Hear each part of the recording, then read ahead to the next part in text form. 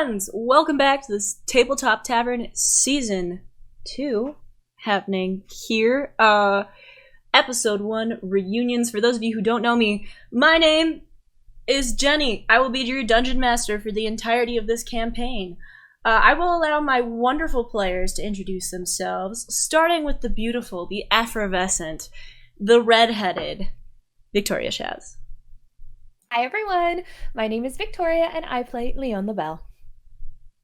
Hi everyone, my name is Ryan and I play Galen Wayfair. Hi, I'm Dole or Doadir and I play Gris Littlefoot. And I'm Pippin and I play Ariadne Unkailte. And I'm Stacy and I'm going to be playing Bee Bothkin. And I'm Allie and I will be playing Maxilla Osteoclast. All right, so in case you haven't noticed, we do have two guest players here today playing some beloved NPCs. Real fast, I'm going to give you just a very quick rundown of what happened last season here on the Tabletop Tavern.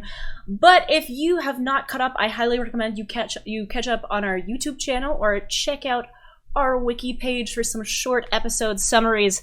Last season on the Tabletop Tavern, our heroes met through kind of just a roll of the dice. The hand of fate pushed them together, and they all went on an epic journey to discover a deep, dark secret about sorceress Leon LaBelle, at the cost, very nearly, of their dear friend Gris Littlefoot. Like I said, be sure to check that out on our YouTube, Spotify, Apple Podcasts, whatever. But for now, we are starting a brand new season.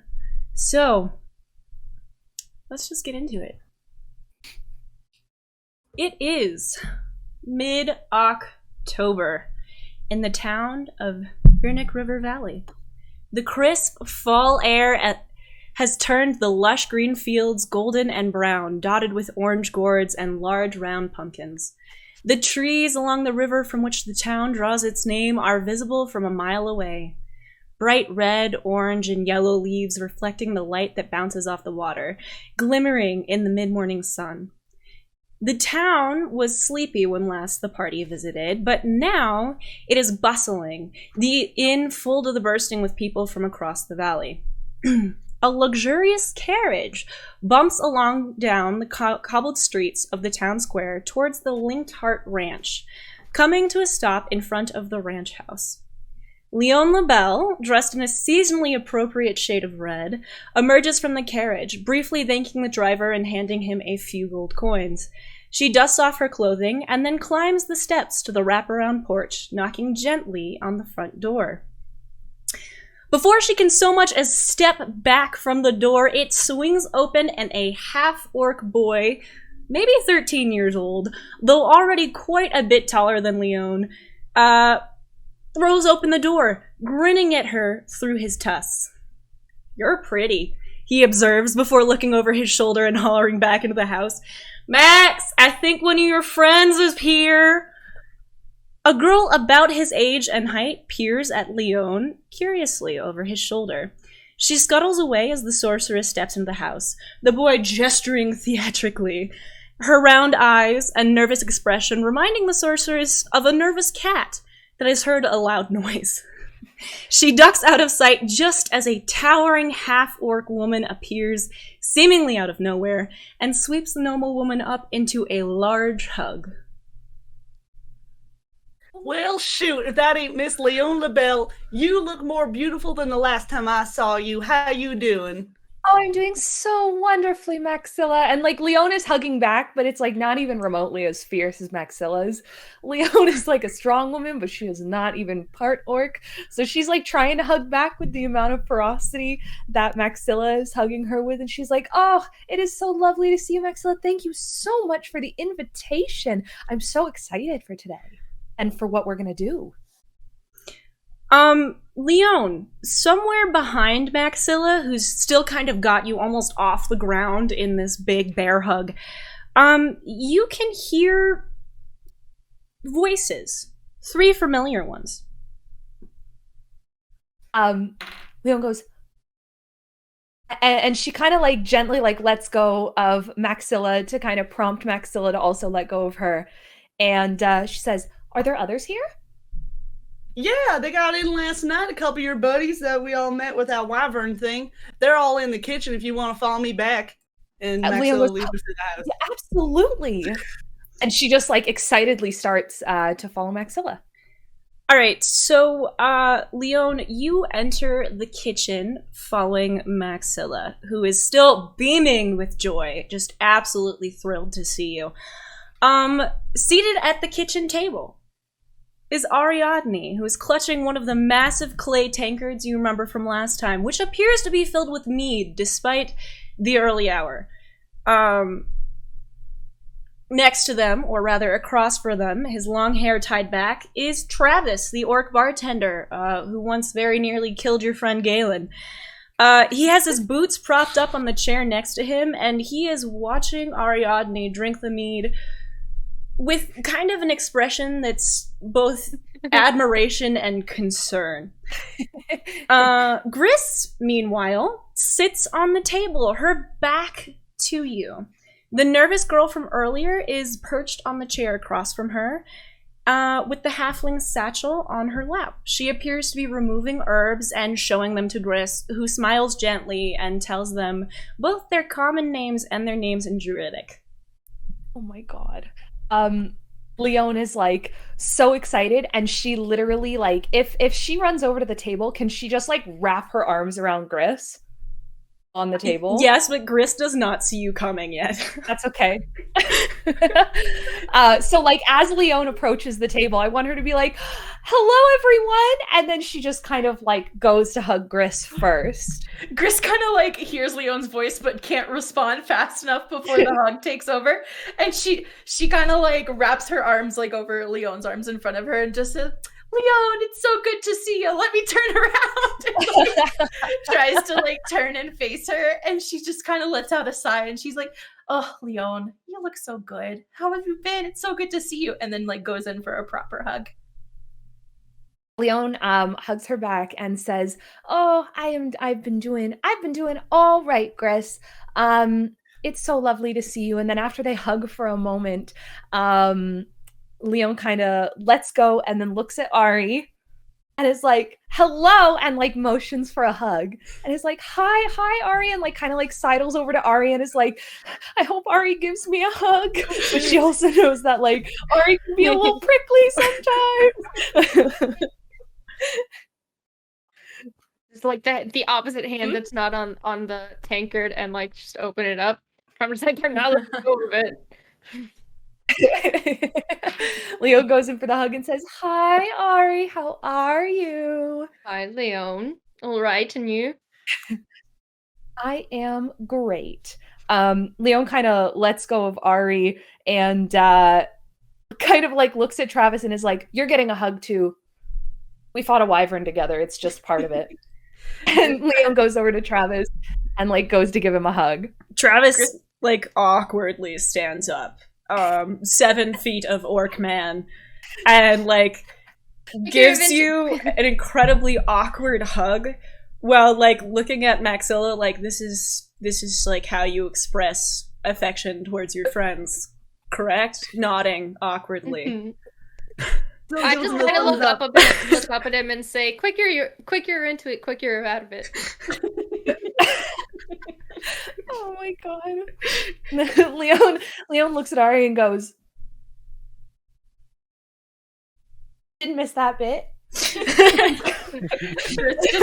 Chuckles and like brushes the whole thing off and goes, "So Leon, how are your travels? How are things in Alis?" And like immediately dives into like, "Let's chat, let's catch up." Is there a seat where Leon can sit? Like at the same table? Travis has vacated the chair he was in, so there's now 2 available chairs because he was taking up 2, one for his feet. He does sort of seem to have intended for you to sit in one of the chairs now. He's standing there in what he seems to think is a good display of chivalry. Leon kind of walks past him and just like sits at the table, and she says, "So, Alis is Alis. It's Alis. It was a little bit different being on the receiving end of socialite gossip, I have to say. But we got through it, and I'm here now, and that's what really matters. Gris laughs and she's like, I've been reading up on noble traditions and the ways of the noble person, and I finally understand the gossip aspect. So I'm sorry that happened. Leon chuckles and says, Chris, you don't understand it until you've been a part of it. you just can't. Gris is like, the only gossip I've been part of is the fact that I came back and everyone was wondering where I've been. That's fair. How was, and Leon goes, oh my goodness, how was the reunion with Reese? What was that like? Physically, not in the dream world? And Leon kind of says that with like a broken voice, like, oh. Gris smiles and kind of looks up and looks over to Ari and looks back to Leon and says, I wish you guys could have been there to see him and to welcome him back. He was a little, for lack of a better term, bony and needed to eat something, but he is doing wonderfully, and it was incredible to hear his voice and to give him a hug and to smell his scent again. He was a little like shaky on his feet for a little bit, but he seems to be doing much better. He's done dream walking. He says he's not going to do that again. Really? Yeah, I think I don't blame him. Just kind of shook him to his core, you know? So getting trapped there? Getting trapped there and being imprisoned and just seeing everything that happened while we were there. And I think there's some things he hasn't told me. So hopefully I'll find that out soon about what really happened to him. But he's been teaching, some youngins in the village and doing some woodworking. So he's doing okay. Oh, I love that. Leon turns to Ari and is like, and what have you been up to? I don't know. I was at temple. I saw Lily. And then I met up with Chris, and now I'm here. Leon kind of like leans on the table and is like, Lily, you said. You can at this she just obviously goes, joking. I know, but I turn to Gris and just go like, would you like to inform Leon of the policy? Gris nods enthusiastically and says, if you ask about her, you'll get nothing.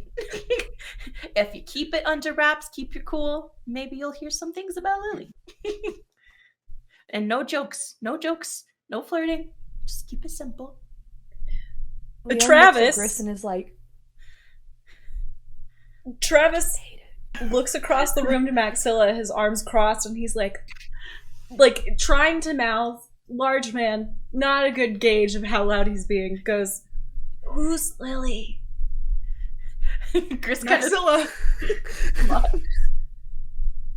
like throws up two hands and is like kind of suggesting like, I barely know what's going on.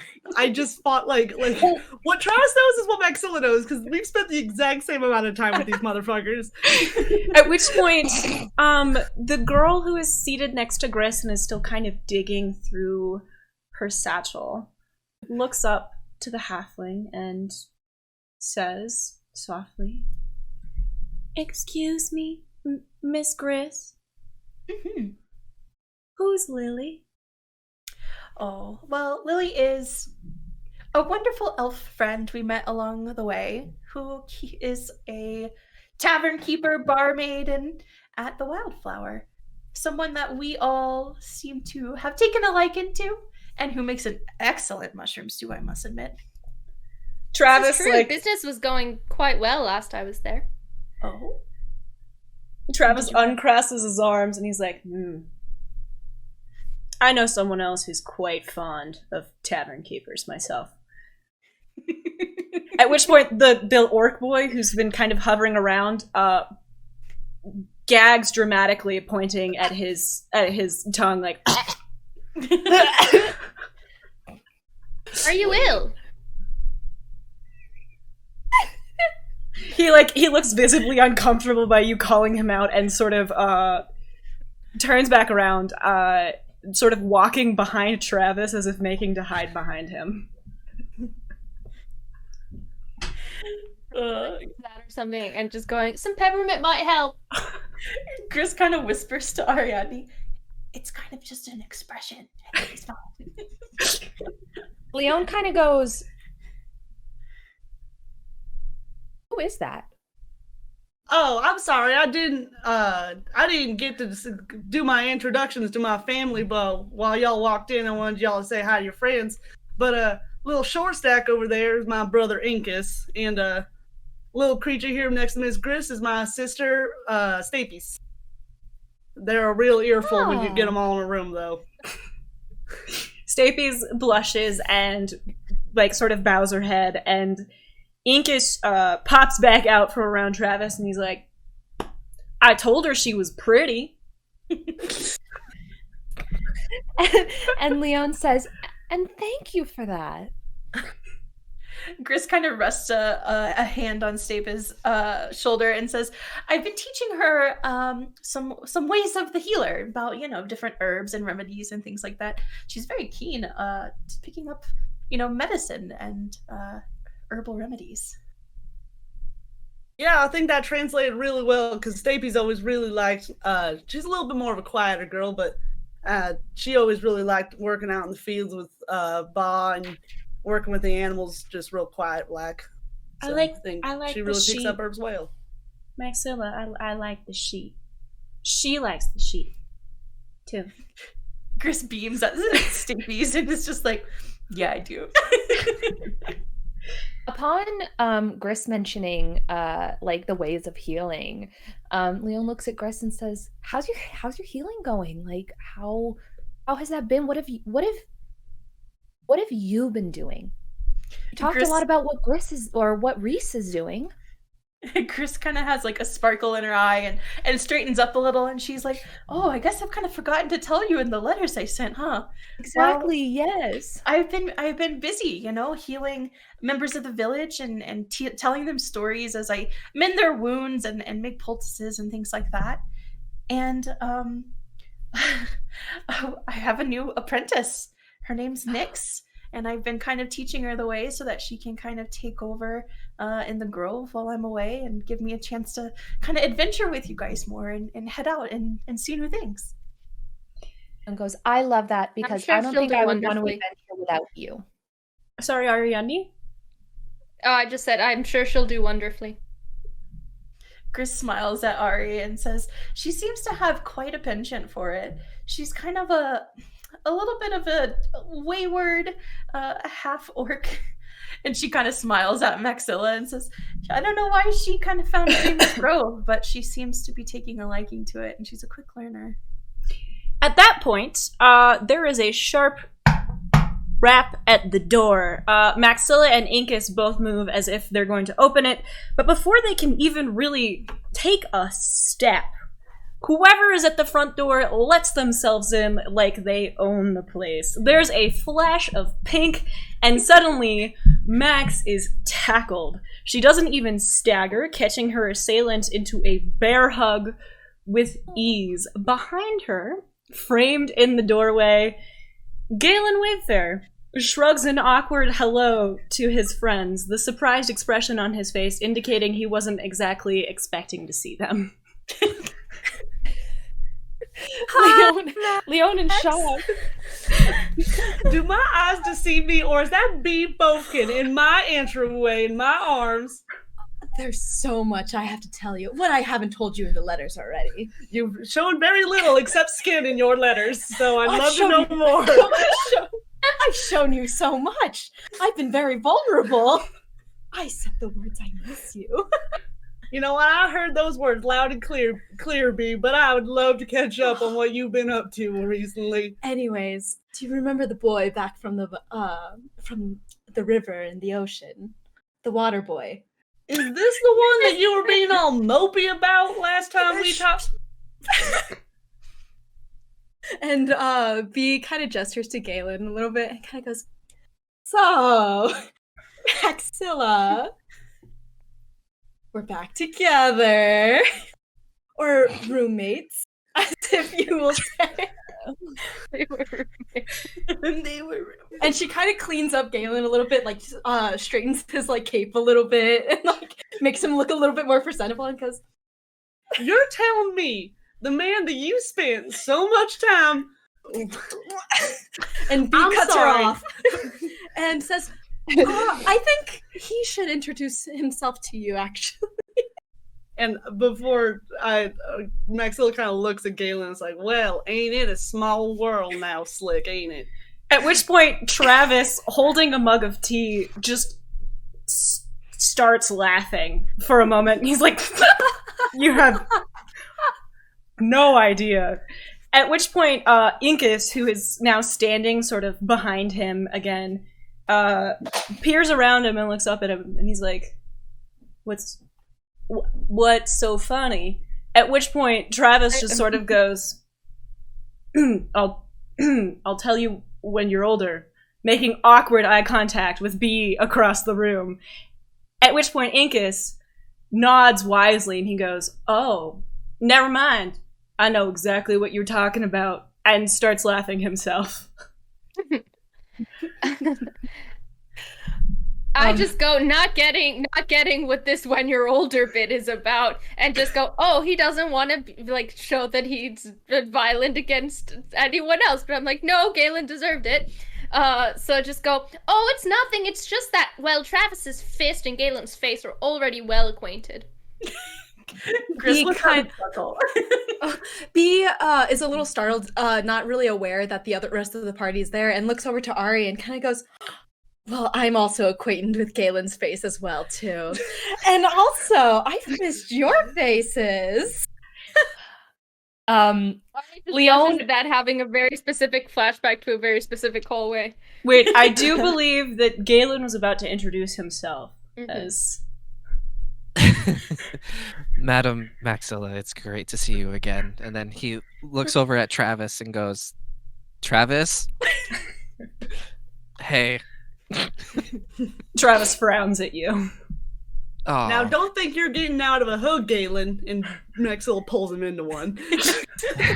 Galen sort of just like laughs and accepts it and hugs Maxilla back. Leon also being a very huggy person, much like Maxilla, which like I don't think the party has ever really gotten to experience because they hadn't been apart for any stretch of time, stands up and goes, B, and kind of like holds her hands out for a hug. B quickly comes over and hugs Leon, and as she's hugging Leon, she kind of leans over a little bit to Leon's shoulder, a little bit into her ear, and she's like, have you put the lingerie to good use? Oh god. It's a horny Leon goes, Leon goes,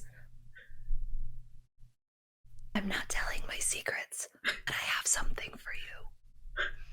And then she kind of lets go of B, motions to Galen, and is like, literally everyone's gotten a hug. I don't have a choice. And just kind of opens her hands. And she goes for a hug. And as she lets go of Galen, she says, everyone is here. Okay. And she like kind of like walks back over to her bag and is like, I brought gifts for everyone. And she starts like digging through her bag. And she starts by pulling out what is kind of like a plain looking box. And she hands it over to Ari. And she says, Ari, when you open this, you will find a fully stocked letter writing kit. It's got a bunch of different kinds of quills with different sizes. I bought you like 3 or 4 different colors of ink. I thought you'd like maybe black and green. And I got red. I haven't seen you wear red, but I felt like it was important. And then all of the papers, they've got little leaf designs on them. I know you were talking about how you didn't have enough parchment to write letters to she who shall not be named. So I thought I would make sure that you had enough tools to do whatever you would like to do. And she kind of like shoves it over. I like take the box very kindly and I just like lift it up sort of in gesture and smile like in appreciation to Leon. All the while inside I'm thinking, is paper? Well, the quills should work the same. In my head, so this isn't, you don't hear this. But I'm just like, yes, I'm very grateful. So while they're them, I just go, thank you very much. Chris kind of like eyes with a look of confusion, just like, and it's like, that's so nice. And then she kind of like scooches off the table to like run over and hug both Bea and Galen while Leon finishes kind of giving out gifts. So while they do that hug, Leon is kind of digging through her bag, and she pulls out another box, and this one is a beautiful like red box with a kind of pink bow over it, and she walks over to Bea, and she hands it to Bea, and she looks at Galen and says, "This is for both of you." And she goes, "Okay, so I got a beautiful handmade lace and silk set made for you. It is a garnet color with some beautiful embroidered pink flowers, because I thought that would really beautifully complement your skin." Bea, for once, is very speechless and just kind of looking at Leon and just kind of going like, I'm glad that I picked up that you used your gift very well, and I'll be putting this gift to good use too. And she looks over to Galen and quickly looks back to Leon and just kind of gives a little quick wink. Standing nearby has like an eyebrow raised and like a smirk on her face. Incus is giggling hysterically, at which point Travis kind of reaches over and kind of smacks him upside the head very gently. Upon seeing Travis do that, Leon points at him next and kind of goes digging through her bag and pulls out a book. And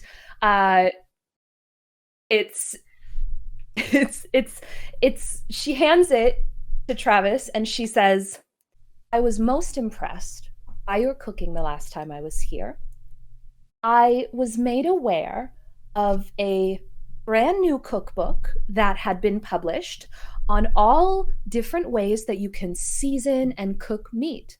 And I thought of you, so I thought I would bring it for you." And she hands him over this like big bulky cookbook. Travis takes the cookbook, looks at you, and he goes, "Thank you." And he looks at Maxilla with near obvious panic in his eyes.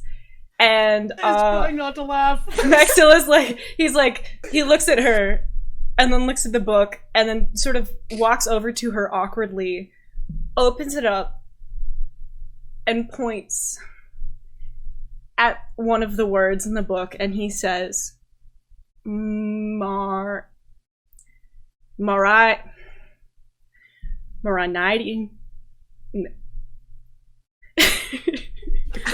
Allison doesn't know what you're saying. Bea looks at Maxilla's confusion and leans over.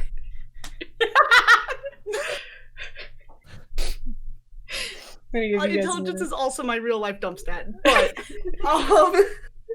Maxilla is like, that looks like marinade, and I'm sure that this will be a really fun activity for us to work through together, and maybe we can try out cooking these recipes together in the kitchen sometime later together.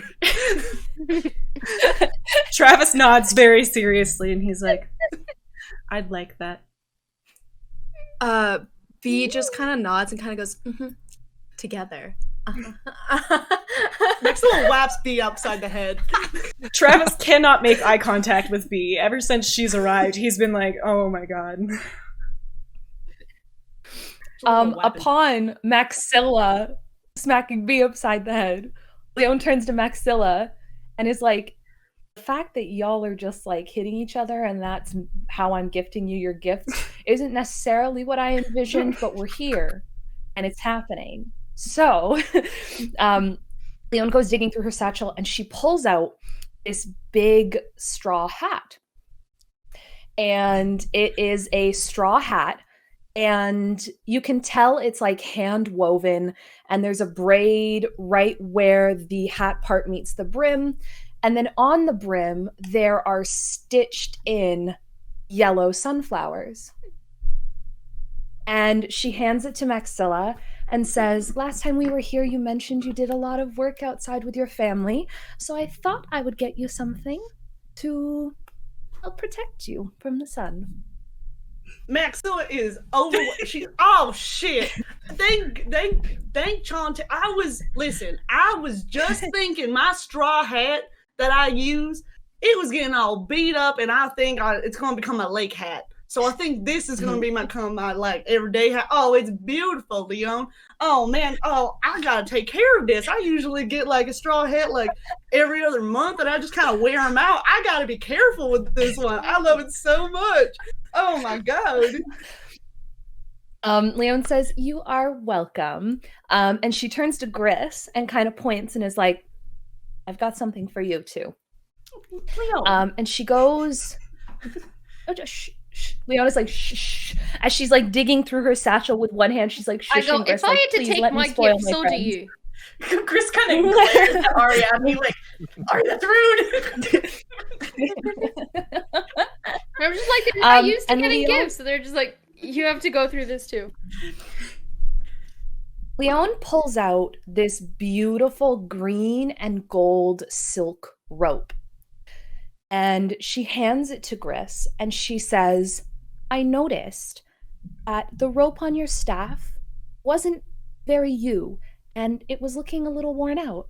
And so I got this enchanted so that it doesn't wear and tear. It'll stay beautiful and gold and green, and you can wrap it around your staff.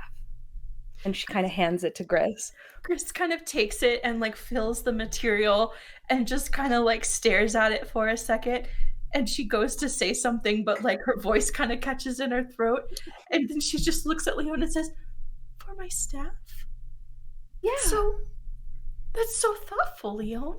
And she's like, my staff is always just decorated with things that I love. And this is just perfect. And she kind of like holds it to her chest and slowly makes her way over to her staff and immediately starts pulling off the old kind of worn rope and starts like carefully wrapping it around the length of her staff and like ties it in a really pretty knot and just kind of smiles to herself.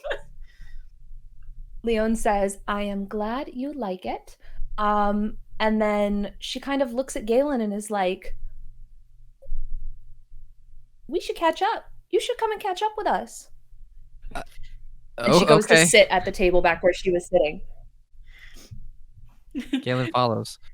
Gris is sitting on the table once again, kind of staff like across her lap as she like kind of gently kind of strokes the material of this kind of satiny rope that Leon has given her. And she kind of looks up at Galen like excitedly and says, how's your mother? You know, Chris, she's actually doing very well. And Galen says this with a smile, something that's not common for him. Chris just beams and she's like, I'm so glad to hear that. You've been spending time with her, right? Every day. Good. Glad to hear it. Upon seeing his smile, I smile back, so it's an obvious humor, but I go, careful with that. You'll get a cramp. Travis thinks that's hilarious. Yeah, you're right. I don't want my face to get stuck like this. It's something my mom would always say if I didn't eat my fish. Well, mine too, but that was the opposite expression. And I like to do a deep cartoonish round, just like. B kind of leans over to Ari and kind of goes, but I do love when you do smile. Blushes intensely at that, and just like just ignores it, thinking about the letter they recently received and going like, I don't think you should be flirting with me. Gris kind of side eyes Ariadne like, oh, we're getting information here, and then kind of like looks over at Leon, like, you picking up this information? Leon is looking at Gris like, okay. Travis, not understanding the context of this at all, is like sort of rubbing his temples after having spent the last good 30 seconds admiring Maxilla in her hat with just the like most soft, genuine expression. He then turns to Ariadne. He goes, rubbing like the space between his eyes. She's like that with everyone. Oh, I've come to learn. Quite well. With that comment, Bee actually acknowledges Travis for the first time since she's entered this house and kind of just looks at him and goes, Travis? Looking Miss between Bofkin. them both. Yeah. Looking between them both, I just go, did you know I was once stuck in my room, unable to leave, into a hallway that was otherwise occupied by a certain couple? And I like side-eye Bee and Galen. I forgot about that. It's Galen truly just like crazy, whistles yeah. to himself and looks around the room. Gris kind of mumbles, I once had to take a bath in their used bathwater, so... Well, Leon looks at Gris and is like, Stapius sort of puts back together the herb bundle and like pushes it towards Gris before going and gently taking Maxilla's hand. Incus, however, seems very interested with the direction this conversation is going and takes a seat in one of the empty chairs and is like, Maxilla, you got like 2 very pretty friends.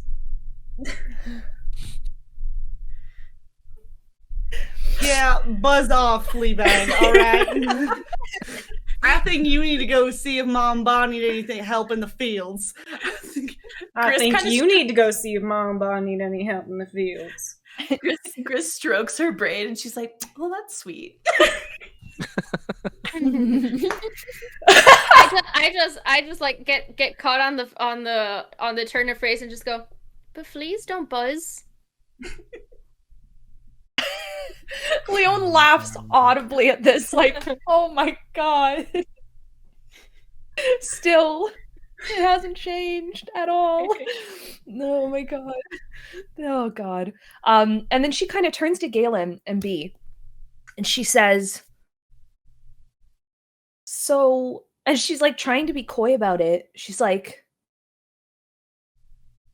how's the group of people that you run? Galen just sort of smirks and points to Bee and is like, this one's got it all under wraps. And Bee kind of like, with that comment under wraps, she kind of goes, or, you know, there's a lot more revealed under what's underneath the wraps, which keeps them staying. Gris kind of tilts her head and she's like, yeah, I noticed that recently when we got your letter. It was very thoughtful. We have part of it, like this part up, hung in our cottage, though. Bee lights up with that and goes, you got my letter? And you kept it? Gris Much smiles. more than what I could say for others as she looks over to, like, I Maxilla. keep all your letters, I just don't hang them up. Gris kind of like, See what my brother's been doing? I ain't gonna put up your naked photos. Gris like leans over to Maxilla and like nods thoughtfully, and she's like, it took Reese by surprise for sure, so we just kind of tore off her head and put that up, and everyone can see our little tiefling friend Bee. Let's go, well, thanks to Leon, I have a safer place to keep him. Oh. Leon points at Ari and is like, you're welcome. Being like, that's not what I intended it for, but that's cool. She doesn't say that, but it's like, okay.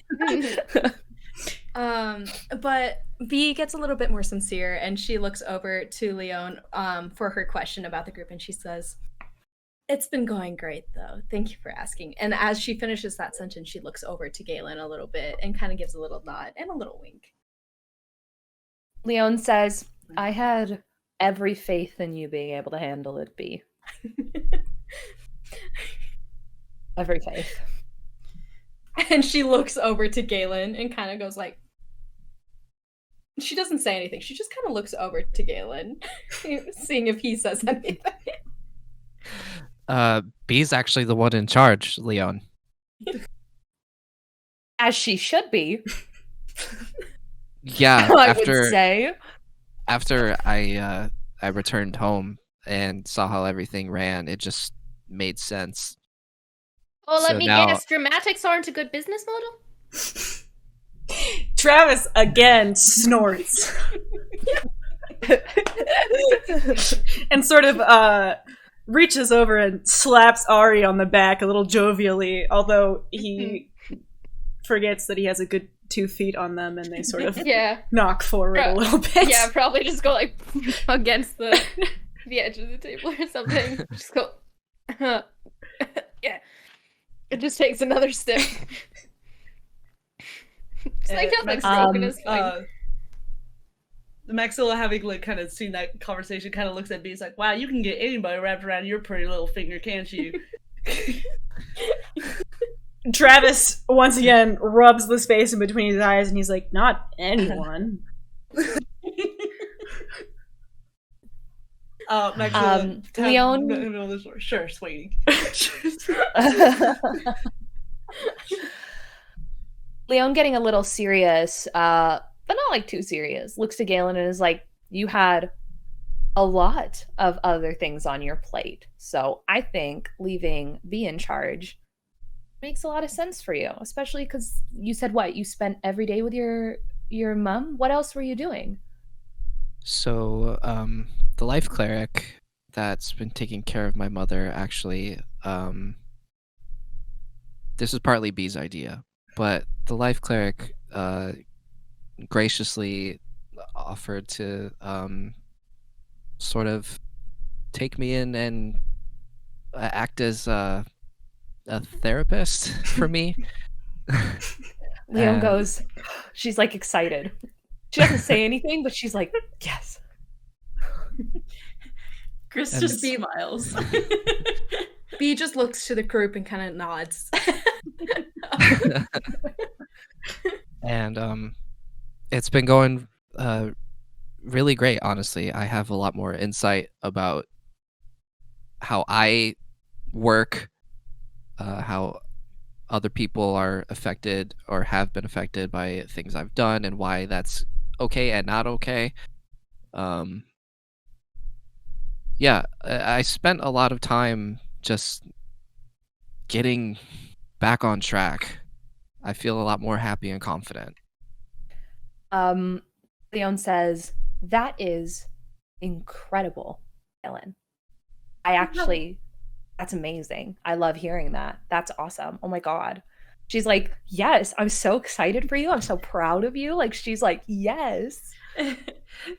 Gris chimes in and is like, I'm proud of you, Galen. And she kind of lightly pats her satchel and she's like, guess there's some stuff in here we won't be needing. But what's next for Galen? Well, in the time that I'm not either with the life cleric or my mother or with B, I'm actually working on myself physically. I've been training a little bit, doing things like that. I've been up in the library studying. I chuckle a little at that. Just like, okay. I just want to be the best person that I can be, and the little stunt of me jumping off the ship didn't help either. So Leon like tries to hold back the laugh, and she's like, I'm so sorry. I know I shouldn't laugh, but Galen and she's just like really trying not to laugh. Like she's like, we were about to go into the most dangerous thing we'd ever done, and you said, yeah, BRB, let me dive off a boat into sand. it wasn't smart, I know, and I can laugh at it now, but Sometimes we escape awkward situations by doing even awkwarder tasks, you know? Just happened. Leon looks at Gris and was like, it wasn't even awkward. We were just planning our mode of attack. At the time. And she whispers the next part to Leon. Galen wasn't a fan of Marius, so... Leon puts her hand up and whispers back, yeah, no, I know. Just making sure. And then aloud, she says to Galen, what have you been reading in the library? Because I've been doing a lot of research, too. Same. Leon, like, nods and looks in the distance and, like, kind of furrows her brow and is like, same. So, since my father passed, I thought it would be some sort of closure for me to understand what he was about. As you might know, remember, he served in the Triton military. So I've been reading up on Triton strategy, warfare, combat, things like that. My aunt and uncle are actually the head scholars of the library in Aquara, so it was kind of easy to find all that information, and I'll take what I read and then I'll head down to train with everyone else in at the yard and near the brigade and everything, just taking what I learned from the books and then also training with one of my father's friends and immediately putting that into practice. It's kind of helping me build up that memory and teach myself and then also help teach others. I go, well, I can't vouch for the books, but if you ever want to race the courses at my temple, I'll still beat you, but you'll feel really good about yourself. I might take you up on that, Ari. Chris is like in her brain as she asks what kind of courses, is like, maybe I can run them as like a panther or a cougar or something. She's like, say that out loud. No, she's kind of just thinking as she asks. Yeah, like what kind of courses? Mm-hmm. Yeah, they get harder the older you get, but I think even like some of, not the ones I run, but not the initiate ones, you do really well at. The older you get, and Gris kind of crosses her arms and gives them a side eye, like, Ariadne, please. I say older. Leon looks at Ari and is like, no. I see Gris's expression. I say, first of all, you know I'm older than you. Second of all, I say older because it's a measure of time, but it's about the color and level you're at. Depends. If you're running it as a squirrel, you'll have different results than as if you run it as a fucking, I don't know, whatever bird we were back with Circe. That's like, actually what might be cheating, since you could just fly through it, and that doesn't seem very fair to everyone else. Well, I've gotten really good at flying, just so you know. Have you? Leon looks at Gris. So are you any more sympathetic to a certain, I don't know, aviary resident of the forest? Squirrels are here we go. Oh god, Leon looks at Galen. And she's like, but that's beside the point. And she turns to Leon as if to answer Leon's question. She says, Reese and I have practiced wild shaping in kind of a competition sort of way. Leon's like, I love that. Reese is like, sometimes Reese comes home a little bit later than I do, and I like to surprise him as varying animals. And then I don't seem to really surprise him, and then Reese wild shapes into larger animals. And she's like, it's interesting. Just heard the competition part, and not knowing a lot of other competitions that aren't physical, I just go, well, if you're smaller, you get the dexterity advantage. So really, it's the same thing. Well, Leon just kind of goes, whatever keeps it fresh, Gris. Gris is like, oh, Leon. Galen kind of flashes a look to B and is like, don't. With that, B kind of shuts her mouth a little bit and stands up a little straighter. Bright red, and she's like, oh no. And all she says to Gris is, I'm happy for you. And Gris is like, that's not okay. Travis is making direct eye contact with Incus, who's avoiding eye contact with him by making eye contact with Maxilla. And there's just like some very obvious tension between all sort of the orc people in the room on trying to limit the amount of things this boy says in pleasant company. I just add on. Yeah. Oh, sorry, continue. Oh no, B just kind of forgets that Maxilla has other guests besides the group that's here, and kind of goes, "Oh, children, lovely." And she scoots a little back and kind of scoots a little closer to Galen. And just, Yeah, B, you remember my 2 younger siblings? Look, yeah. My 2 of 3 younger siblings? I look at B and go, I know they're small, but they're not that small. At this, Incus sort of bristles a little bit, and he's like, I'll have you know, I'm very nearly 6 feet. oh, taller than Galen, I would assume then, right? Unfortunately. Water boy? And stronger. And he, like, smiles. And then seems to, like, look at Travis and, like, repostures himself a little bit. Galen Getting can't big as a help hay but bale, just just as giggle. Oh man. So Ariadne, how is Temple been? It's fine. They weren't too thrilled about me leaving so abruptly, so I did have to do a couple chores I would rather not have done. But I had Laura there, so it wasn't all that bad. And afterwards, I got my colors, and I got to tell all the other ones what to do. So That's fun. Yeah. Did you enjoy that part? Yeah.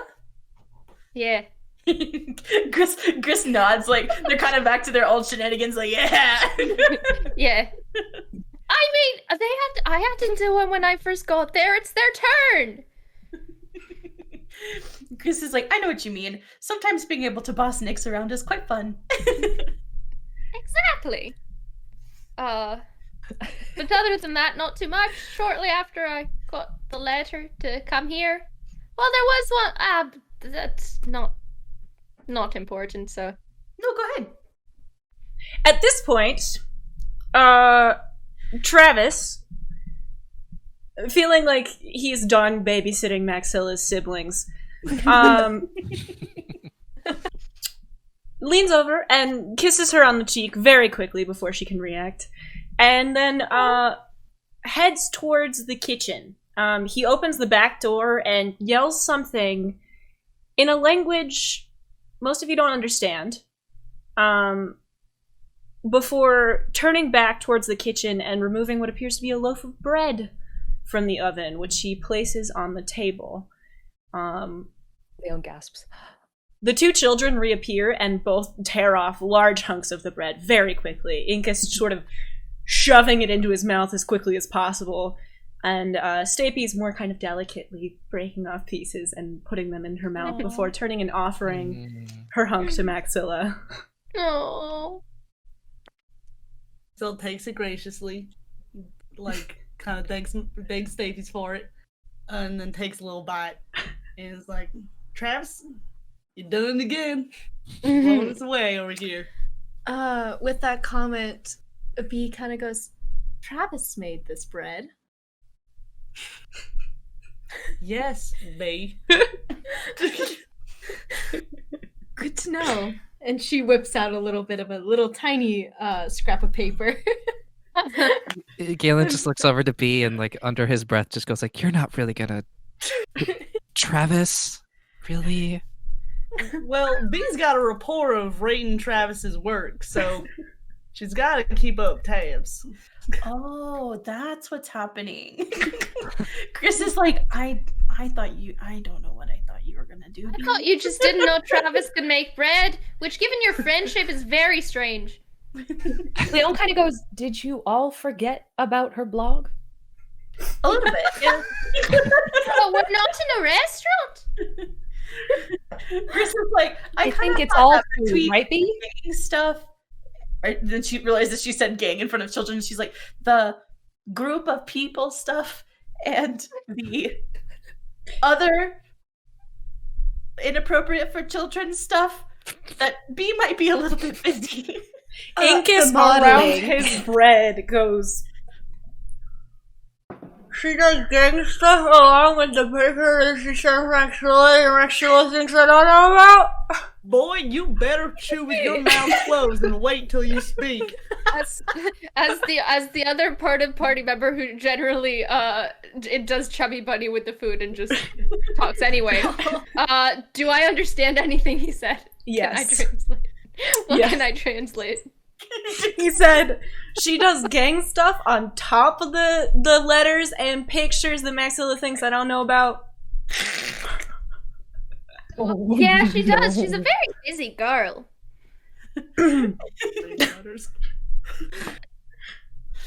Around Not the bothering bread. to translate, but just answering him. Around the bread, he goes, she doesn't let me look at them and she hides them very badly. Oh no. He kind of warms up to this and looks at Maxilla and says, "So you did keep them?" I told you I kept them.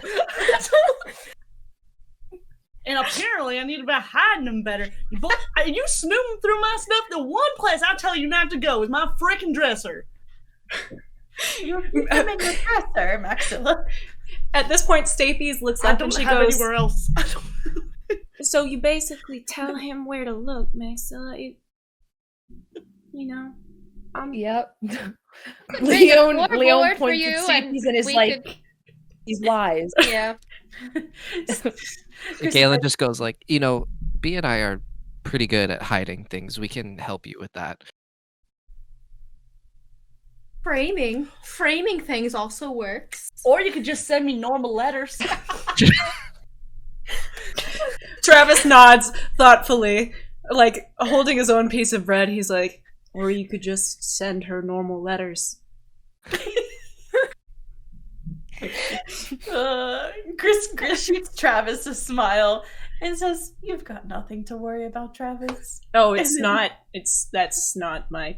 It's in the past. It's fine. Okay. And we all do this. And everyone, Yeah. like the three of them Pretend being it's- Maxilla, Travis, and B, all sort of like look in different directions for a moment. Chris is just like, Oh no. Look, I look at the three Leon different looks at Griff and is directions. like, Sorry, Ari, go ahead.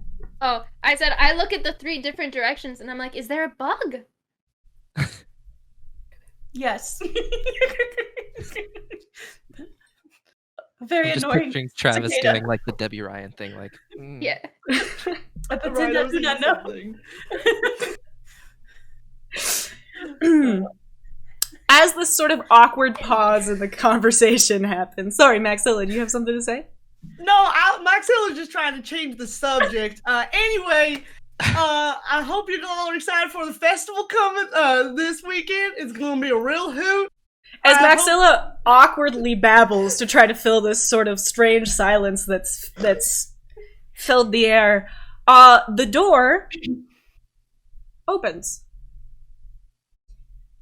A tall, middle-aged orc woman, her dark red hair streaked with gray and visible smile lines around her eyes, enters the kitchen through the back door, kicking off her dusty boots in the doorway, and reacts with visible surprise to the collection of strangers seated around her kitchen table. She exclaims in whatever language you'd heard Travis speak earlier a little bit, and then quickly switches to common. Why, Miss Maxilla Marie Osteoclast, why in Cordea's green earth didn't you tell us your friends were here? And though her words are chastising, there's definitely like a teasing tone to them. Sorry, Ma. They all kind of came in at once, and they were kind of catching up all, so I kind of got a little distracted there. But and I just assumed you were too busy in the field. I assumed you'd come in as soon as you could. But yeah, it looks like the whole gang's here now. This is, as you remember, B and the company that helped us with the wyvern. So, Cordea... Not Cordea, wow. Cordea, she just said Cordea's. It's fine. Shantaea's Green Earth, sorry. This woman steps forward and wraps Bee up in a hug very warmly before stepping back to look at all of you. Well, it's always nice to meet my daughter's friends. They come by so rarely, except for Travis. You met Travis. I love Travis. He's just, he's old news at this point. No offense, Maxilla. I am Cordea, Osteoclast. Maxilla is in my top 3 favorite daughters. And That's right. my partner and my other member of the top 3 favorite daughters would love to meet you. And then she seems to notice Stapes for a second, and she's like, "You're there too, sweetheart. Did you already meet?" And she points to Stapes and then Incus. Chew with your mouth closed, Incus. Did you already meet these two? Leon says, yes, we did. Yes, ma'am. All right. I hope Incus wasn't too much trouble. Maxilla, why don't you take your friends outside and introduce them to your ba and sister? Hi. Y'all will follow me. We can go out the back. Maxilla leads out the back door. Leon follows Maxilla. Chris hops down from the table and makes way to where Maxilla is leading. Yeah, we got a full house, y'all, so we're just gonna wander around. I think, so I'm just gonna take you out to the field. We're just kind of finishing up this final harvest. Ba and Melius are kind of finishing it up, it looks like. And then she leads them to her parent and sister. So, outside, a large semicircular clearing, bordered by fields of corn and pumpkins, is being prepared for the Harvest Festival, which you have been invited to celebrate. In the center is the largest fire ring you have ever seen, stacked so high with wood that the stack stands taller than Travis is tall. He sort of looks at it proudly and jams a thumb towards it and then jabs the thumb towards Maxilla, and he was like, we made that. It looks great. He holds up a Very hand for a high impressive. five Yeah. to her. I high five him. I look up at it, and this is probably like the most enthusiastic Ari's been for a bit, because I'm just like, you made that? Gris just slowly pans from like her line of sight up and up and up and up. And she's like, this isn't gonna cause any problems, is it? No, we got it away from our trees and all our houses. We take this seriously. We do this. This is our big old bonfire that we're going to do for the final day of the Harvest Festival. It's always super fun. It's one of my favorite times of the year, but we got the pleasure of building up that bonfire this year, so we got to take it seriously. Well, don't worry, it's totally safe. With that, oh, sorry. Go ahead. I was that Gris beam. With that comment, Bee kind of looks over to Maxilla and kind of goes, "The Harvest Festival. You've been telling me so much about it. What is it?" And he chuckles and is like, At this question. At this prompting, you all sort of take a moment to look around before you receive your answer. Surrounding the fire ring, are a series of wooden stalls. They appear to be hand-built and hand-painted. Across from the fire ring, on the far side, sits a wagon, decorated with orange and red cloth, adjacent to what appears to be a livestock pen. Leon, you shudder a little bit as you remember Maxilla having mentioned something about greased pig wrestling or chasing. The booths, as you take a slightly closer look, appear to be hand-painted with images of sunflowers and pumpkins.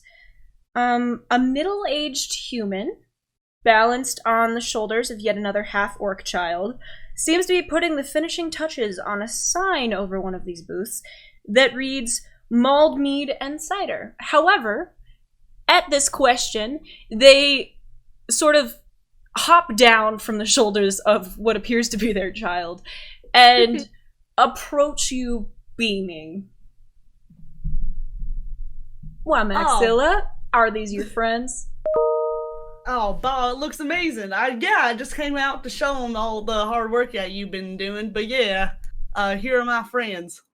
Well, I met those two last night when they got in real late. He points to Ari and Gris, and then he goes, but I don't think the pink one. I don't remember the other two. Have I met them?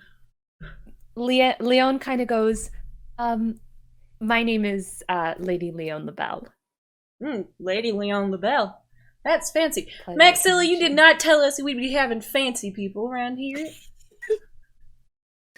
I got my fill of fancy. Yeah, I got my fill of fancy. Leon's like really trying to be like nice. She doesn't want this person to feel bad. She's like, I got my fill of fancy and A-list. She didn't. But They saying it. Sort of extend a rough hand and shake your hand enthusiastically. Well, my name's Chet Morgan, and I'm right happy to have you here on my farm.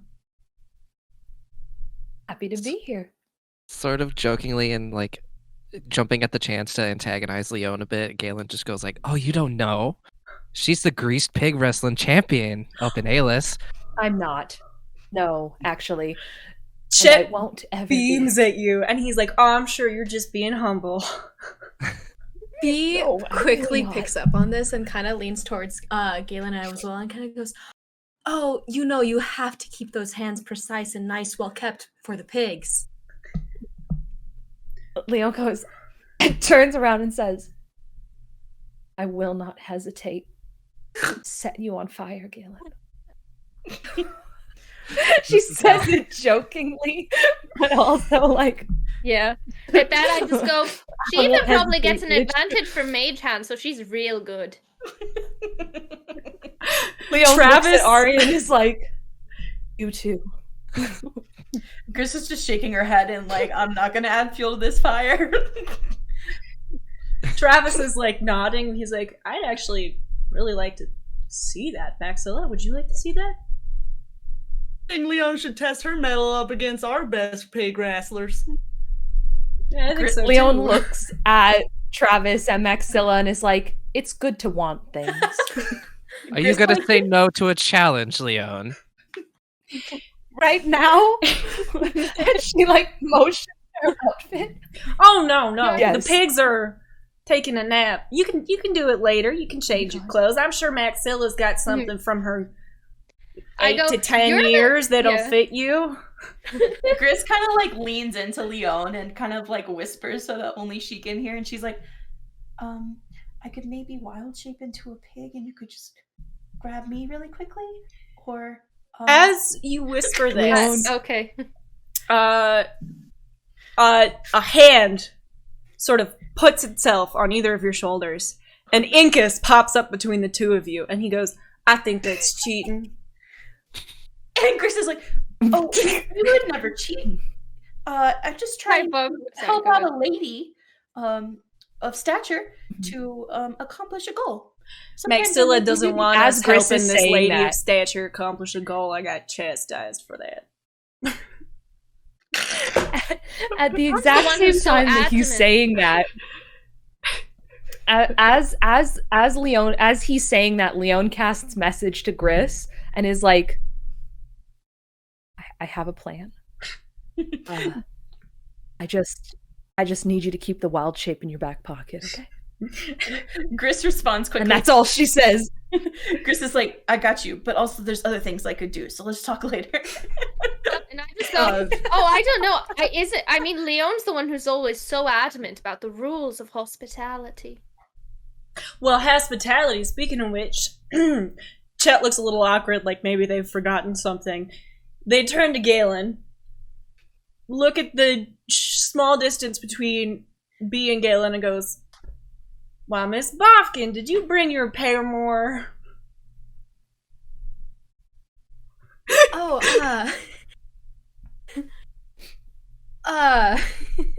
As Bee's struggling to answer, Galen just like bows and is like, "Yes, she did," and flashes a grin.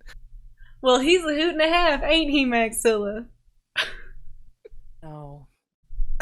No, he's not.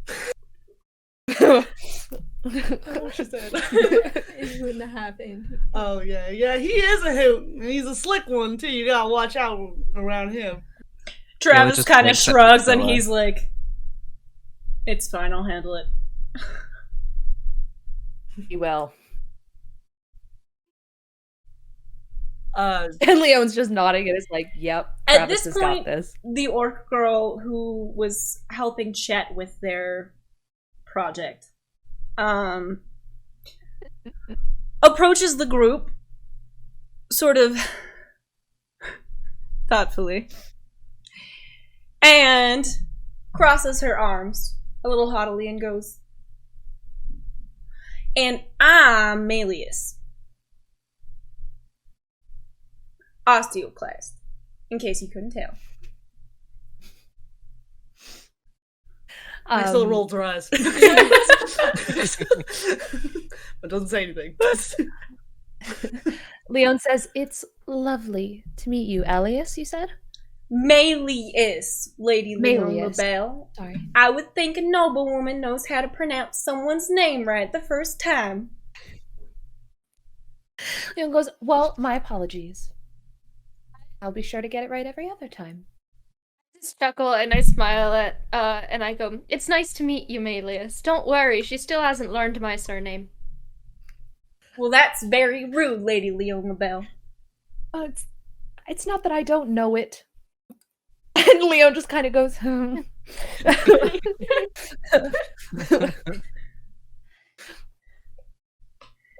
Well, it's nice to meet you. I am above holding grudges, Miss Lady LaBelle. So, That is you're so welcome. great. And she Wonderful. looks at Maxilla and she's like, your friends are rude. Friends, I'll plural? maybe give him a chance. You ain't being the most friendly either. I don't have to be friendly. She mispronounced my name, Maxilla. Well, Gris is like offended, and she's like, well, didn't we meet last night? I liked you last night, but now you got a rude friend, which means you're all rude. Including Maxilla. Maxilla, I am no longer speaking to you. Travis, tell Maxilla I'm no longer speaking to her. I really think she can hear. Tell her I am no longer speaking to her before I'm no longer speaking to you. At which point, Incus... Letter writing kid you could use. Incus thinks that's hilarious. At which point, Incus makes a long fart noise with his mouth, and Melius sort of starts to chase after him as if she is going to beat him. B kind of leans over to the group and just kind of goes, you know, I'm okay if the children don't want to talk to us. yeah, they're going through that time in their life where they have moods. Oh, the audacity. And they just keep they're kind of like an echo chamber where they just keep adding to each other, and they keep, if one's in a bad mood, they're all in a bad mood. Gris And nods. Melius tends to be in a bad mood. Gris nods thoughtfully and kind of looks at Maxilla and is like, "Oh, the kids in the village tend to just feed off of each other. They travel in packs and herds, if you will. And if one of them gets hurt, they all get hurt. And if one of them jumps into a creek, they all jump into a creek." And she just is like, "I know what you mean." Chet nods thoughtfully and strokes their chin for a moment and goes, you know, I have some stories about that one that would make her redder than an apple. Leon goes, A little really? old me. You went through your own moods too, Maxilla. You're just lucky I don't want to embarrass you in front of Travis. No, Ba, I was an angel. Yeah, an angel with a curly tail and the devil's hooves. Leon goes, I think I'd like to hear that story later. Travis is like nodding thoughtfully, and he's like, me too.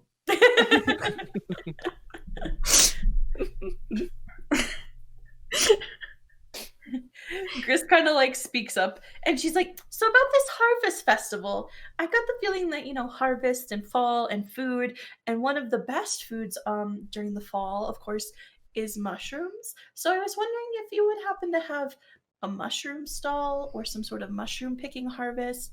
I'm just curious about the events of this weekend. Well, I think Maxilla can tell you everything you need to know about this weekend. They sort of like nod for a moment and then go, I have to go get one of the little ones. I gotta reach up there. And he sort of like points at Travis and Maxilla, and he's like, what do you want to help me with the... No, you stay here. I'll go get... they like wander off in the direction of where the children ran off to. Well, Miss Gris, I am glad you asked about the Harvest Festival, and especially them mushrooms. So, as you know, as you said, it's fall, and it is oyster mushroom season right now, and we've got a whole stall dedicated to mushrooms and macro brews, which I guess is just beer in this world.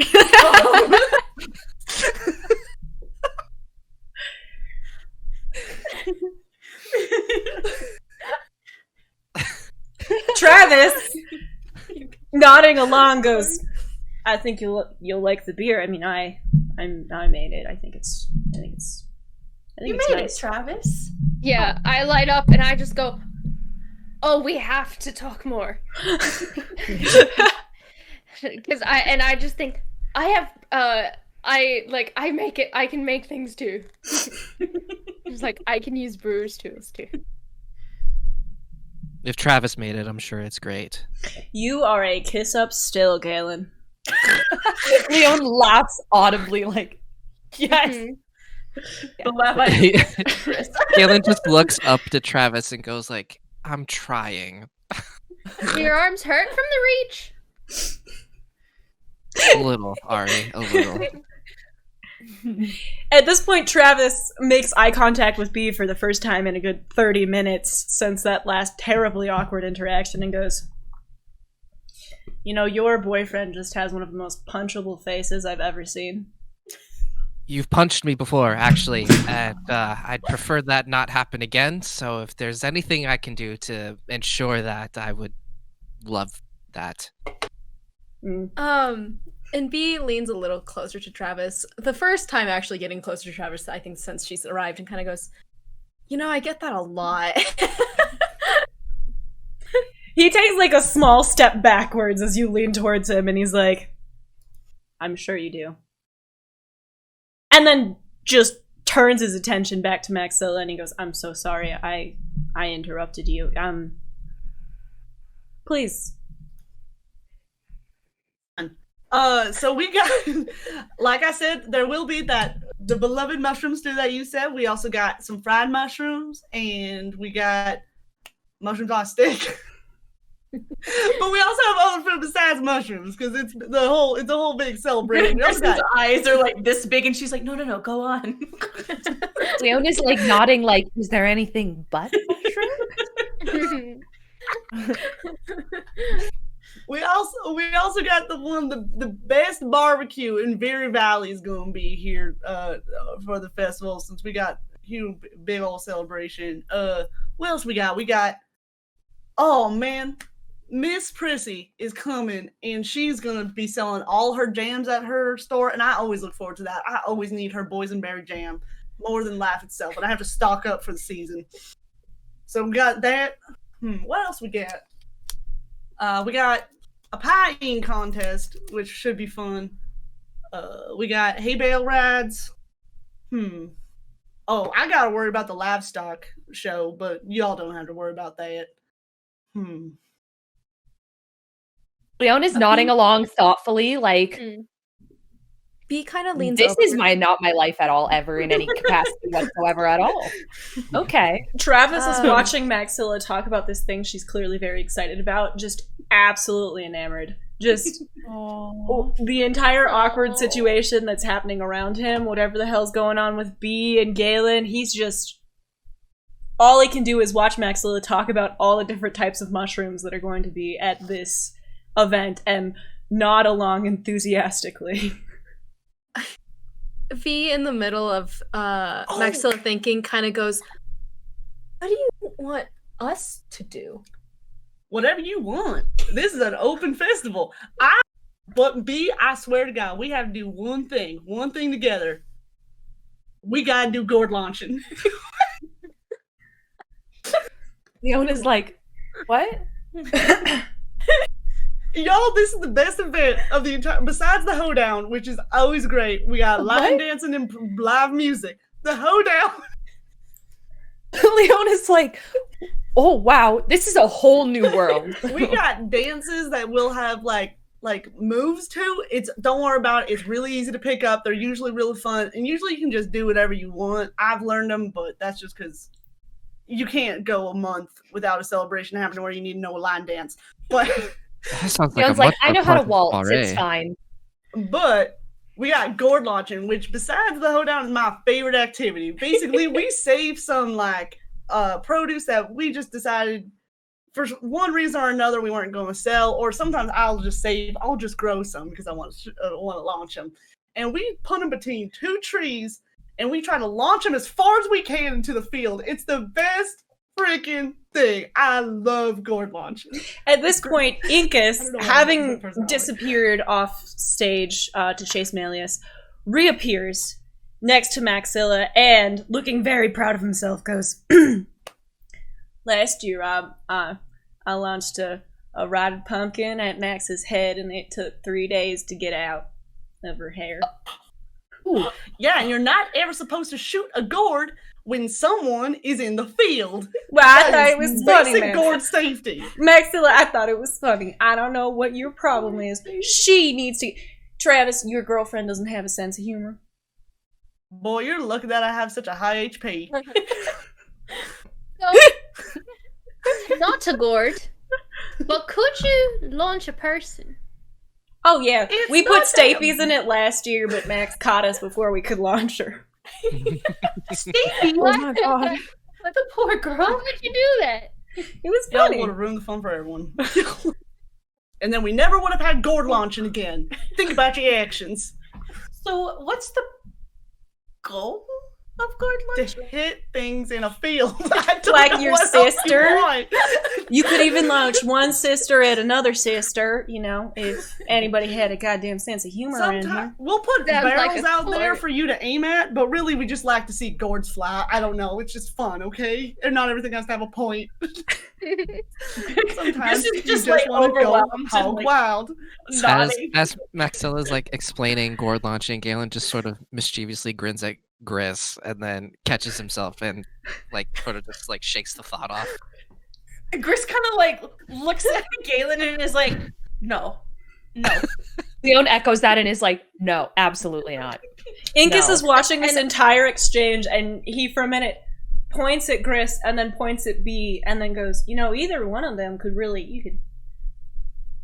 I'm just No. saying. Incus, the princess, said no. I So think Ari and Gris are saying this because they felt like I didn't catch Galen's thing, so I thought they were saying this to me, and I'm like, I didn't mean her. I said I'm not a. My question was, I am not a gourd, but could it launch a person? That person is me. Leon says, I think hypothetically you could launch probably anything, but it's Chris, whether you should. Kind of tilts her head and like turns to Ariadne and is like, do you just want to fly? I mean, you can wild shape. I can't. But you could. Gris is like thinking, and she's like, don't launch yourself. We'll come back to this. As the party is distracted by these hypotheticals, Incus sort of stands on his tiptoes and leans over to Maxilla and says, hey, Max, Ma said she had something pretty important to talk to you about. Well, guess I gotta go.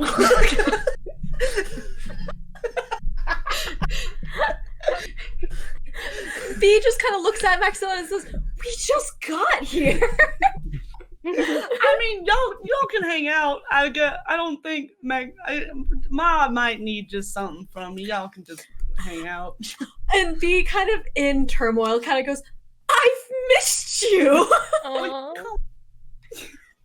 And she looks over to Galen and goes, not yet. Soon. We'll talk later. I know.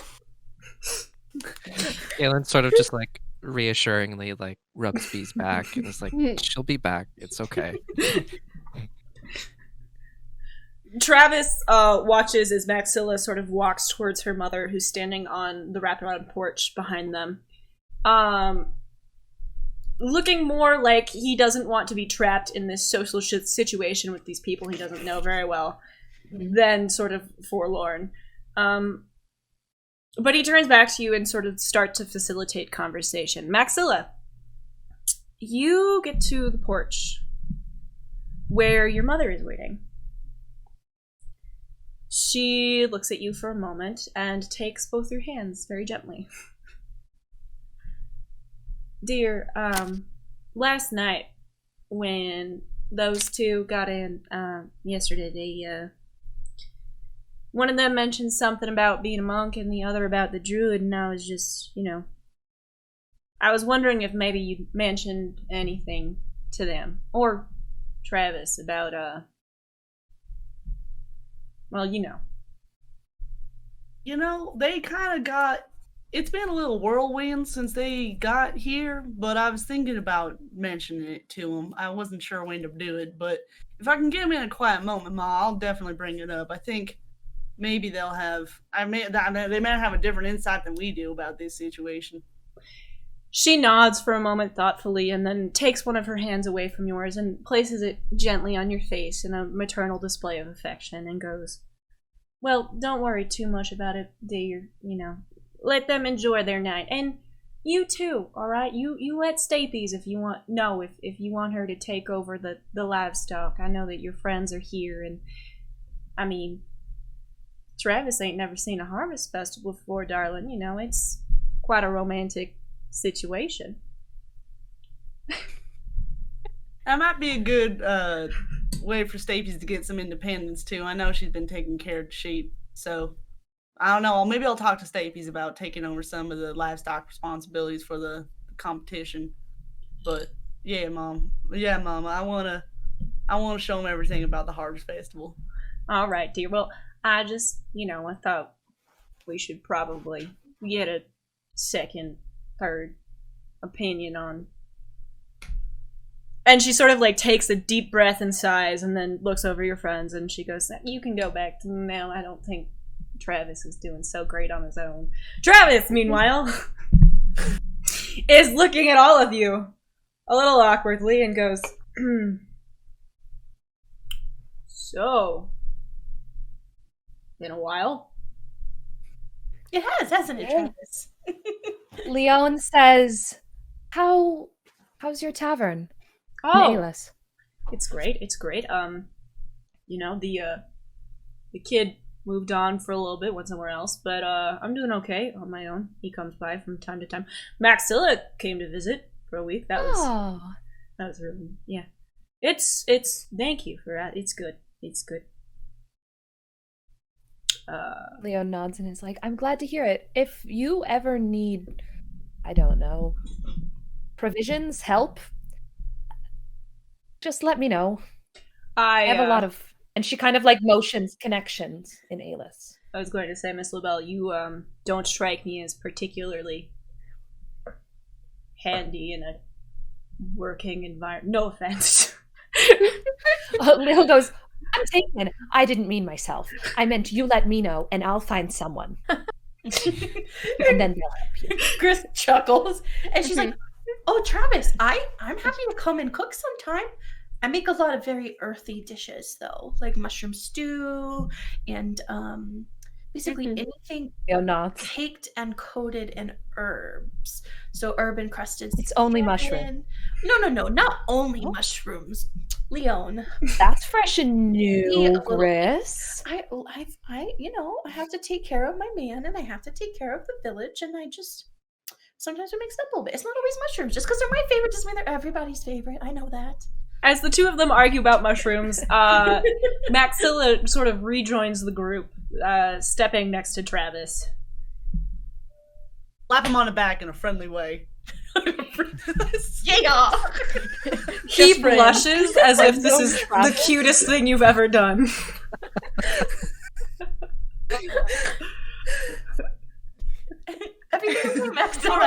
Leon looks at Maxilla. Leon looks at Maxilla and says, "Is everything okay?" Yeah, y'all. If I can get you for a moment, my mama mentioned it, and it kind of slipped my mind. I'm not gonna lie, but y'all, Ari, you're a monk, and Gris, you're a druid. Is that right? Yep. Yeah. Well, we've been having an issue on the farm. Well, the whole valley, really. It's not just us. Where I don't want to bore y'all with the details, but basically we were doing all right with harvest for a while. We had a whole issue where we had a drought a while back, but me and B fixed that. And after that, we were having pretty good harvest. So Chanti, our harvest goddess, she seemed to be in pretty good favor of us, but I don't know. This year, for some reason, we our yields weren't as good as they usually are. It just kind of felt like there wasn't as much as there should be, considering all the rain, and we didn't change really anything else, except we just ended up having lesser of everything. And I don't know if we don't know if it was Chanti, because she really, we never like to blame harvest on our goddess. It's more about bounty than it is about punishment, really. But it just seems that for unexplained reasons, our harvest has gone dry a little bit this year. Not as good as it could be, and I don't know if you guys know anything about goddesses changing up the harvest, or if there's anything else that would be causing that. I don't know. Maybe it's a whole I don't know much about druids at all, so I don't really know. That's a whole other wheelhouse than mine. Chris kind of raises an eyebrow to Ariadne and just kind of like just to wait and see what they say. Yeah. So Ari's brow furrows a little bit in like concern, remembering what they overheard a couple of days ago. So, pursing their lips a little bit, they wait for Maxilla to finish explaining and kind of getting all of the details out. And I go, well, I don't know that I can reassure you, because like you said, it's really hard to tell what could cause something like that. I'm very sorry that that's happened. But I'm afraid to say, I don't think you're as alone as you might think you are. And I look over at Gris, and back to Maxilla, and I say, a couple of days ago, right after I got my colors, I overheard the masters talking, and, well, they said, and I look back to Gris, they said the old gods, the voices of the old gods, were growing quieter. And I'd been helping my friend sort of pray in repayment for all the chores they helped me do. And I just think it's not an isolated incident. At this phrase, Travis sort of rolls back his shoulders and makes a little bit of a thoughtful noise, and then he goes, Grumsh. Yeah, wait. You're right, Travis. Sorry, y'all. We got. I also don't want to tell you too many details about this because it's kind of a personal orc thing, but we kind of got like a chaos god that whispers in our brains sometimes. Leon goes, oh. Gris's eyebrow is like into her hairline at this point. And I don't want to confuse you with that, but basically, they're kind of they're a god that causes us to sometimes be violent. But a lot of us that choose to leave orc clans will typically find a way to try to fight off that feeling. My mama went through it with love, and I find that very similar vein. But we recently noticed that the thrall that he has on the clutch he has on our mind has lessened, which we saw was a blessing. But I'm kind of seeing that this might be a curse a little bit all over. Sounds like something along that vein. See, the thing is, my friend, Elora, she's always been one to believe that it's not about the results of your faith, it's about the faith itself. But you can't really deny, if the results aren't there, that there might be a reason for it. Gris kind of just nods, and she's like, well, in the Grove we worship Eldath and Sylvanas, but we keep making our offerings as usual. But I can check in with the Dreamwalkers and see if they've had any issues lately. They're usually our closest ties to the old gods. And as far as myself, we worship Sylvanas in my Wood Elf village as well, but he's never answered me, not that I've called on him all that often. And I don't know if Elora ever did get a response, but now I think I should have inquired more about it before I left. Yeah, I don't know, y'all. I mean, I just know that Chantine never wants to do us wrong. I have faith in her, but I feel like I worry about Chantine a lot in the last couple of years. I feel like she hasn't had a good run, but she would never do anything to, like, maliciously or leave for any reason, like, without good reason. So that's why I worry. But now, hearing all y'all, seems that something might be going down. Incus, once again, popping his head unwarranted into the conversation. It's like a middle brother. Perhaps in an attempt to lighten the mood, goes, Maxilla, you didn't even tell them the most interesting part about Shanti. I thought you was gonna tell him about it, but then you didn't, and I just think that, you know, maybe if you want to lighten the mood a little bit here, you could always tell Travis about that thing Ma wants you to tell him about.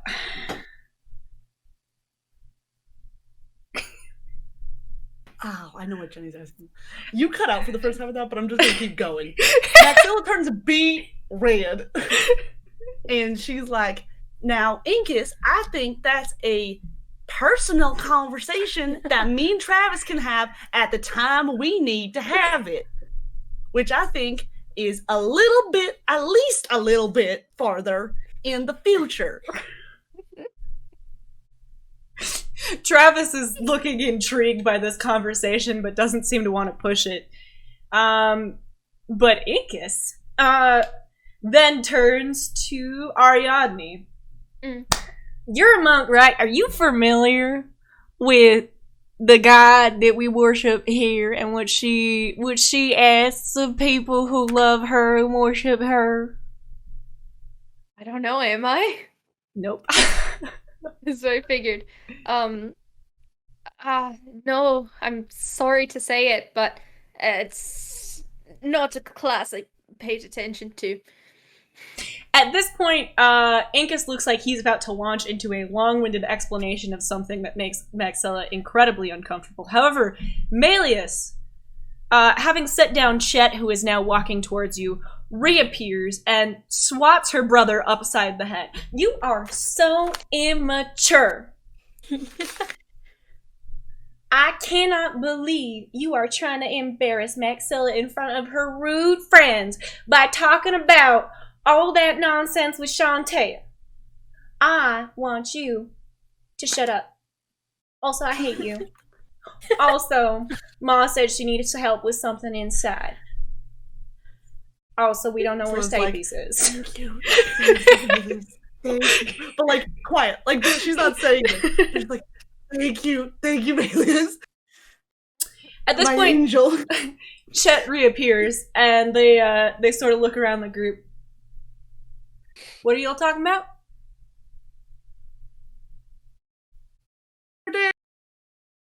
Sorry, Maxilla, can you repeat that? I didn't quite catch that.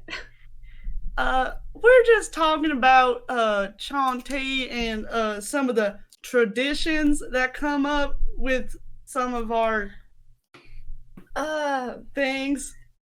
Does he pick up on this?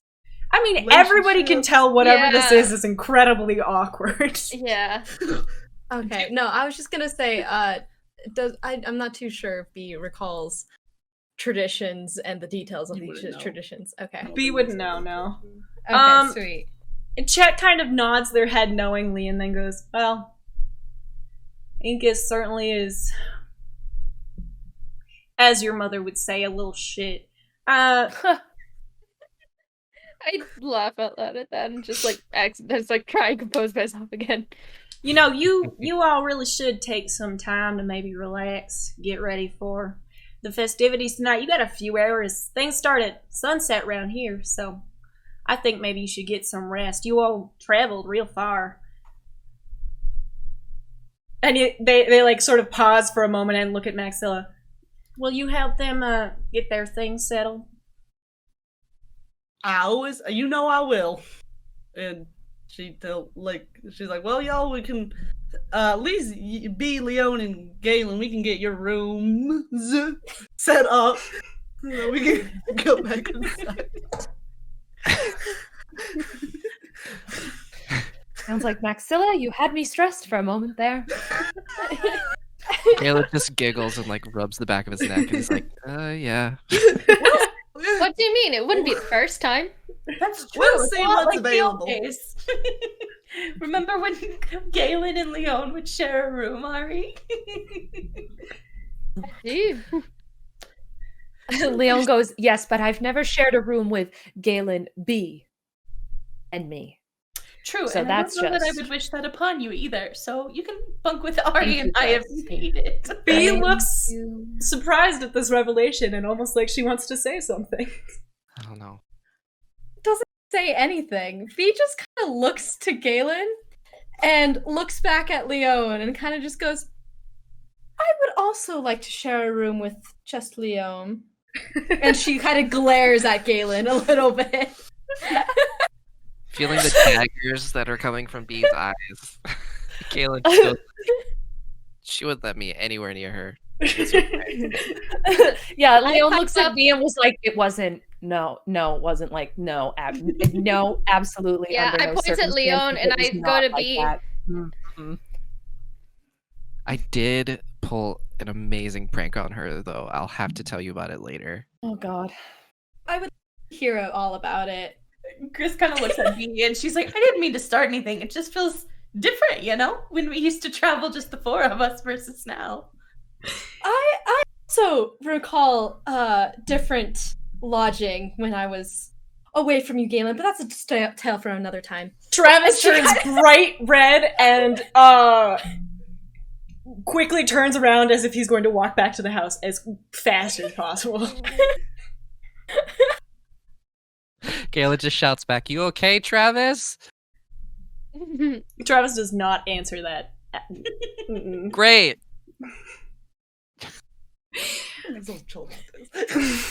Maxilla's chill about this. Travis just he's okay. So you all head inside. Maxilla guides you up a flight of stairs. Leon, she directs you to a room that actually has 3 beds in it, presumably the triplets room. And it's quite large enough for you to feel very comfortable with setting your things down. Stapes appears to be sitting on one of the beds, and looks up with glee when Grist re-enters the room, making to perhaps start braiding her hair. Maxilla then leads B and Galen down the hall to another room and gestures to it so that they can set their things there. You all sort of spend a few hours relaxing, doing whatever it is you all do in your free time. Feel free to use your imaginations. Don't imagine too hard like I just did. Yeah, that was too much. But as the sun begins to set, Bea and Galen are just giggling. Okay. That night, as the sun begins to set, the festivities begin. Maxilla comes up to fetch you all from your room and guides you back outside to where you'd seen the stalls earlier. Everything is lit with torches. Someone in the town must be a magic user because some float through the air, illuminating everything in a sort of way that reminds you of starlight. The large area is full of people. You can see Cordeia loading visitors into the wagon that you saw earlier as Chet guides the hayride, pulled by 2 large donkeys. Every time they load people in, they exchange the briefest of kisses as a wife waves her spouse off into the hayfields to showcase the osteoclast farm. Incus hollows out a pumpkin and puts it on his head with 2 small holes carved for his eyes, chasing Stapes around with it, as Melius chastises him for his childish behavior, though she also chases him as she does it. However, you all sort of find yourself standing by the pen from earlier. Several pigs of varying sizes and temperaments glisten in the light of the moon and the torches, their skin slick with grease. Travis leans against the pig pen and seems to be eyeing the pigs with a little bit of trepidation. All right, so I think I need to explain pig wrestling a little bit more in detail. Probably a So- good idea. It's a little bit like a competition, where if you catch the pig, you get to keep that pig, which is big around here because that's like $300 that's going in your 300 gold pieces that's going in your wallet if you raise that pig right and feed it right. So usually it's for little kids, but we also do it just for fun to keep ourselves sharp. Well, you're just gonna grease the pig and you gotta try to catch it within like until the bell rings. Basically, you only got a little bit of time. So these are You gotta hold it on. for the DM and or Maxilla out of character. These are baby pigs, right? Not like big adult They're not pigs. huge pigs. They're not like- huge pigs. Okay. Yeah. Leo nods and says, And you gotta tie them down. You gotta tie down their legs so they can't Mhm. get away. okay. Chris is And like, she's what just, if I like, just processing. carry it though? Do I have to tie it? Good luck holding on to it for that long. It's got- greased. Grease on it. And Travis sort of like looks at his hands and he's like, Maxilla made me rub lard on them earlier. I mean, I'd do anything for her, but it... Hard on them. Chris is like, No. Fuck, Jenny. isn't that pig fat? Yeah. It's like, Pig yeah, fat. it is. Chris That's- is like, suddenly she's like, I need to rescue all these pigs. It's not like we're gonna It use... was just oil. It wasn't lard. Travis is like, that explains why my pastries never come out quite right. Oh. Leone holds her hand up for a moment and looks at the party and says, listen, if you're all gonna force me to do this, I need to at least get a ponytail holder. And she casts message to Gris and says, if you have one, keep your mouth shut. Oh, you can use mine. And then she says, Travis takes one out of his I hair. have a very specific silk one. It's just in my bag. I'm just gonna go grab it really quickly. My hair means a lot to me. And so I'm just gonna... I pipe up and I go, listen, I am not going to force you to do anything, but we all know that any hair tie will do. So, I if can you give you try one of it, my I'm not shoelaces. even asking you. I'm not even asking you to win. If you try it, Mhm. and I look at Chris, and I look back, I'll tell you what I spent my time doing with Lily. I'll try it too. And Gris holds up her hand and then realizes she's got like strips of leather around her arm, and she like quickly like covers them. Like, no hair type. I will also try to catch a pig. B also removes her choker and puts it in the pile all in between all of them. Yeah. And just kind of goes, just, options. Yeah, Maxilla undoes her braid. She's got it tied. She always has a braid in. She unties her braid and she's like, you can have that. Travis Travis removes out of the this tie from his bun Leon? and sort of slides it into the pile too, and he's like, "You are. They can tell that you are full of shit, Lady LaBelle." So Leon grabs it and turns around and is like, I'm just going to use the mirror in the bathroom to tie my... I actually will be back.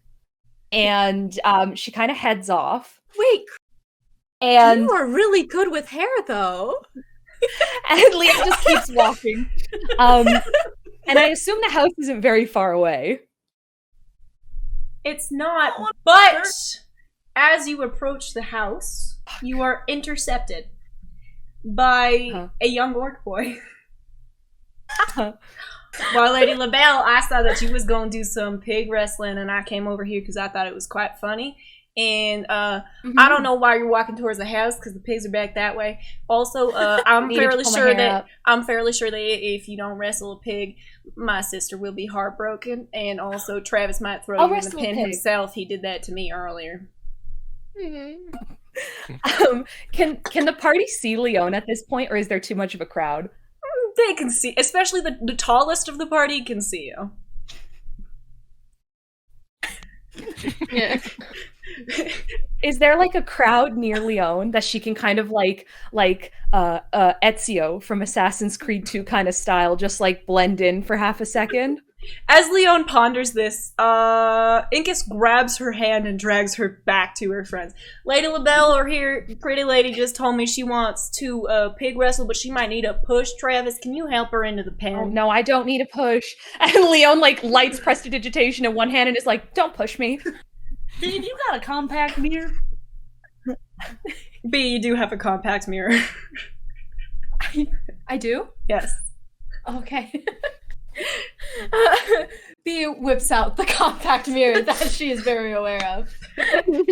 And Leon basically she looks in the mirror and she's like muttering under her breath. She's like, I know a spell that makes me not be able to note. I literally, if you had given me 30 seconds outside of any of your fields of vision, I would have completely changed the way I look. You wouldn't have known who I was, and then I would have had to do whatever this is. And she's like, furious.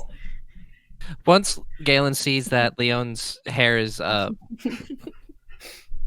he sort of just like nudges her into the pen.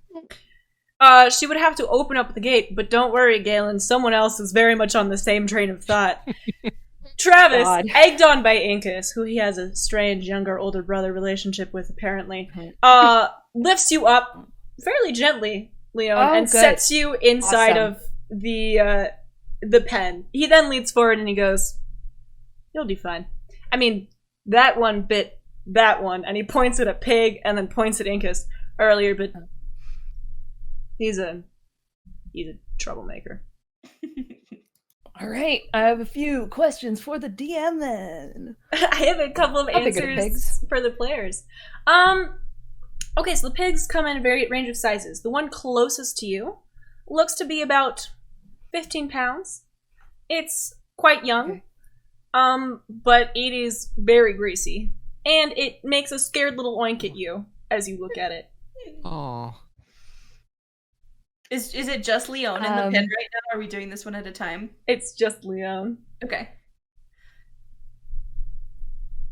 Leon sees the small one and is like,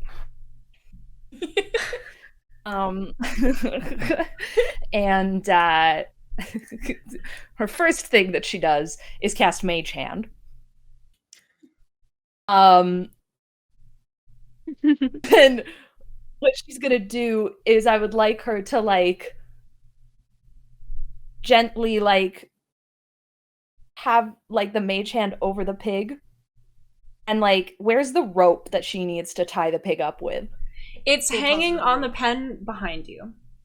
So Leon grabs the rope and she's got the mage hand, and she like lowers the mage hand to grab the pig. And does it grab the pig? Squeals in fear and takes off running around the pen. The rest of the pigs follow suit so that you are faced with a horde of pigs squealing in fear running from you.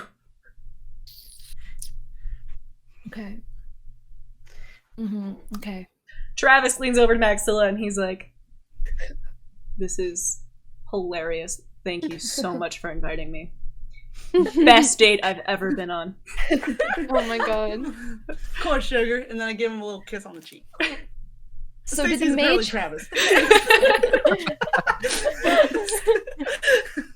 did the mage hand actually come in contact with the pig? No, And it was just unable to grab it? It got very close to touching it, and then the pig noticed and freaked out. Because Mage Hand is something that you can't necessarily feel until it's on you, but it is visible. Okay. So, oh god. Leon's gonna try and like kind of like track the trajectory of these pigs like running around in a circle.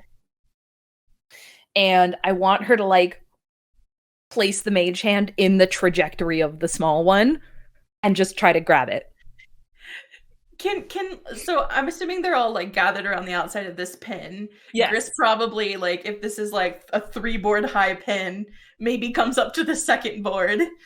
And so I imagine she's kind of like leaning her face between like a couple of boards, and she's like, "Leon, they're pigs, be nice to them. Calm thoughts, think calm thoughts." And she's trying to like coach Leon through it. Leon's got like one hand up for mage hand holding the ropes and is like, I'm making attempts. And she's like, "Make yourself small, Leon. Think about how there's the size compared to your size. Just calm down." And Leon goes, small. "Not all of us can wild shape, Chris." Chris is like, "Well, that's not what I meant, but okay."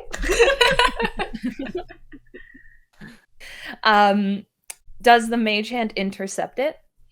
It does, but the pig turns and begins to run in the opposite direction before the mage hand can wrap around it. B kind of chants in the distance and just kind of, "Princess, do what you do best. Charm it." How do you charm a pig under her breath? She's like, "They're literally an animal." Men aren't that much different. Chris You know is like, this. Leon looks back at me and goes, "You're not wrong, actually." You know it. Galen just looks at me and is like, yeah. "Wait, can I ask a question to the DM? Yeah, I can give an answer to the player. Are any of the pigs like maybe near Gris at any point?" No, they are running in fear. Leon has terrified them. Okay, never mind. They are unfamiliar with magic. Maxilla shouts. Okay. Oh no, you go. 'Cause I have a plan. Maxilla shouts and she's like, "Get in there, pretty lady. Get your hands dirty." And upon Maxilla saying that, Leon says, "Oh, I don't need to." And she casts Prestidigitation, which allows you to... Are you summoning Clean. fire? No, you can Roast a clean pig? an object no larger than 1 cubic foot. So I want to just clean the section of the pig that I would grab. I just want to clean it. I just want to clean that shit. So Not the greasy small- anymore, baby. The small pig now has a 4x4 by 4, 3 by 3 by 3 inch sort of tiny rectangle that you would really have to aim for of clean skin. Just all of it. Can I cast it again and do it a couple more times? It's a cantrip, so I can. I will clean that Travis pig. groans very loudly and then goes,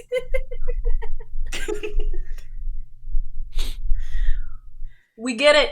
You're fancy. Everybody's judging you for not grabbing that pig, Leon." Would you? So- I turn to Galen and say, "Would you say she does magic?" I think she does. I think Does she do magic? she does magic. She might. I don't know. Leon turns to Travis and says, "You didn't tell me how I had to go about doing it. So obviously I'm going to add my flair. It's called so I'd like greased to pig kind of wrestling, Leon, not greased pig cleaning very slowly from a distance. Sort of like antagonizing Leon even more. Galen does the same thing he did with Marius with like the dolphin thing with water, but turns it into a pig.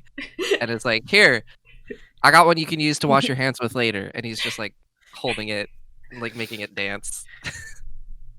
Gris is really impressed by this, having missed it previously because I believe she was scolding Leon. Oh, that's really nice, Galen.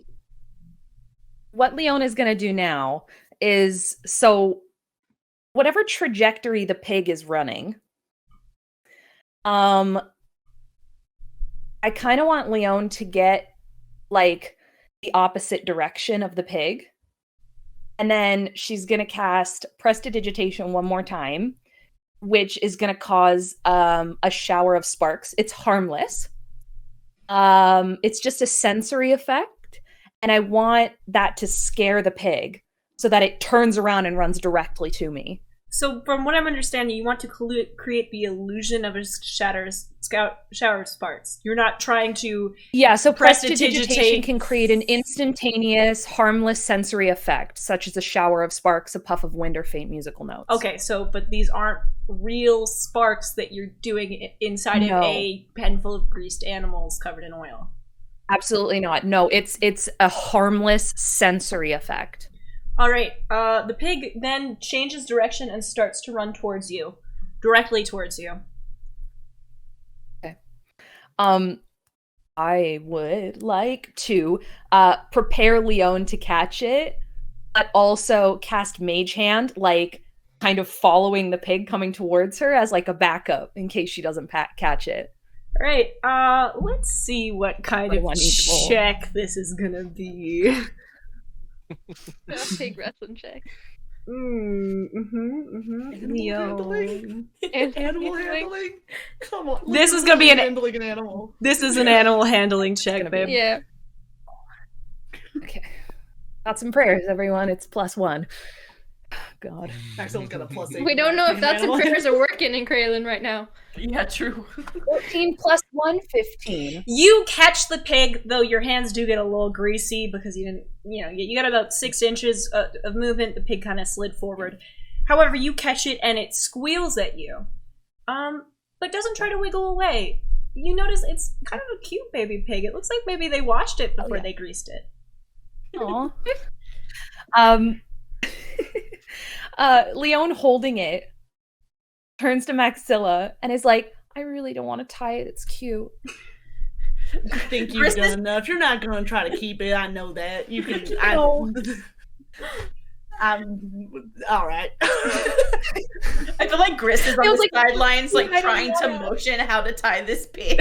I don't want to hurt it. It's so cute. And Leon like turns so that it's because she's like holding it like this, so she turns so that its face. She's like, "Look at that! You're gonna tie that up." Gris is like, so the tie doesn't look like if you tie them properly, Leon. You think I would hurt an animal? My goodness, Maxilla, did I do it enough? Yeah, you wrestled. You wrestled. You done good. You done good. That'll do. That'll do. That'll do, pig. That'll do. That'll do. Leon kind of like looks at the pig and is like, "You're very cute, and I am sorry that you're being wrestled by so many people." Look at that pig. That was a perfectly fine pig, and you've given it anxiety. and Leon like gently places the pig down and is like, very cute pig, cute pig, and like she kind of heads towards the exit. The pig does a little oink at you, very sweetly, as you leave, and then almost sort of tamed by this interaction with you, waddles over to Gris at the halfway point and gives her a little boop on her shins. Oh, Gris kind of kneels down and gives the greased pig a little pat on the head, and she, unaware to probably the others, she casts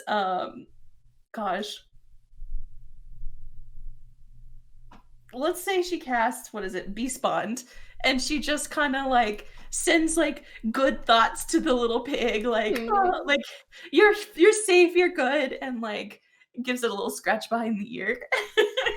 The pig curls up and falls asleep.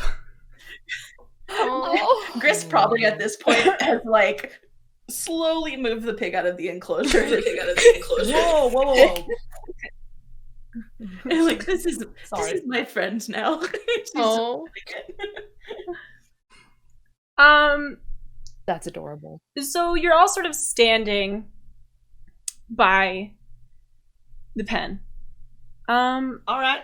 Anybody else? Anybody else got some takers for the pen? You can go on. Leon's like casting prestidigitation to get the grease off of her. Like, oh. Chris is like sitting in the dirt outside of this pen with a little pig in her lap, and she's like, well, I was going to, but I don't know. I'm pretty content. Travis reaches into the pen and grabs a pig as it sprints by with one hand, picks it up, looks at it, puts it down, and he's like, Well, be still I'll my try. beating heart, Travis. I think that's the new record. Wow. I'm like, well, I don't think I can beat that. So I'll still try. I think Ari and Galen should both try. Maybe at the same Galen time. should definitely try. I think it'd be And entertaining. Leon looks at him. Leon, Should we make Kayla just looks at Leon and just goes like, okay. B, sorry, what were you gonna say? Oh, Bees just kind of goes like, should we make it a little interesting? Should we place a little bets on who will catch the pig faster? Chris, without looking up from the pig, is like, my money's on Ariadne.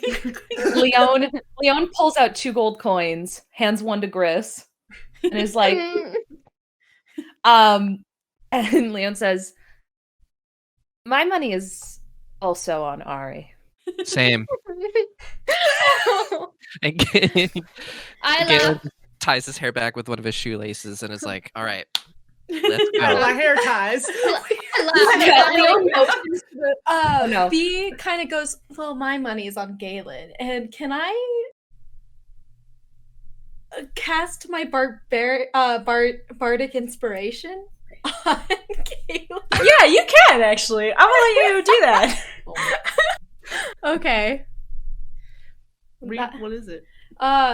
For 10 minutes, when an ability check, attack roll, or saving throw, they can add 1d6. Wait. Yeah. While B is doing this, can Gris like secretly be whispering to some of the pigs in the pen and cast animal friendship? This is a dirty gamble. Dirty gamble. You And can? convince them that Ari means no harm. Yeah, okay, you can do that. So you do that. B sort of hedges her own bets with Galen. Galen, B mutters something under her breath, and all you can think about is how pretty she is and how you would give literally life or limb to catch a pig in a way that impresses her. It makes you feel like maybe you're going to try a little harder than you would have before. I'm walking away with a pet pig. Oh my God. Do you say that out loud? Yes. Leon goes, are you taking it to Aquera? The building's big enough. Chris is like, of course, no place for a pig. Agreed, Chris. It'll be a battle pig. It's been quite lonely around. We'll train it to be a battle pig. It's fine. What's up? No, Leon Chris just is like, poked her head in. All right. We've got some alchemists. It's okay. Oh my God. That pig will be great. So the pigs now have been a little bit charmed by Gris. Galen's got some advantages here. Galen and Ari both hop into the pen with a lot less sort of hesitation than Leon did. The pigs blink back at them. And then start to run. Both of you, I'm going to need a... Hang on. We're going to get a dexterity check, an athletics check, and a strength saving throw. Okay, give me a second. So just Dex, athletics, and strength saving. Dex, athletics, strength. And the strength is a saving throw. Everything else is a check. Okay. It's a 18 for dexterity. What was the other two? Athletics. Athletics.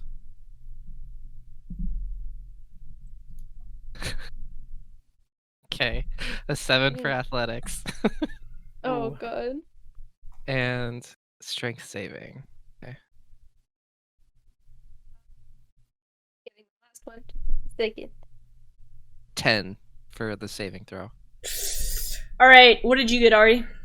I got a 19 dex check, a 23 athletics, and a 11 plus 8, 19 strength saving. Before results are called, did Galen use the bardic inspiration to Yes. add 1d6? Okay. You did, Galen? Yeah. Oh God. Okay, so Galen, let's start with you. You make a move towards a pig. The pig charges at you. You dive towards it successfully, but then you get distracted by how beautiful Bee's pink skin looks in the moonlight, and you spend a good 45 seconds simping for her in your mind. As you do this, Ari, though typically distracted by beautiful women, finds themselves super focused on the pigs that don't seem scared of them at all. They lunge towards a pig. They grab the pig.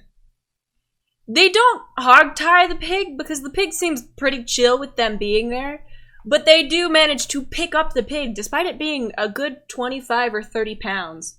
Let's go. Turn and present it to the group.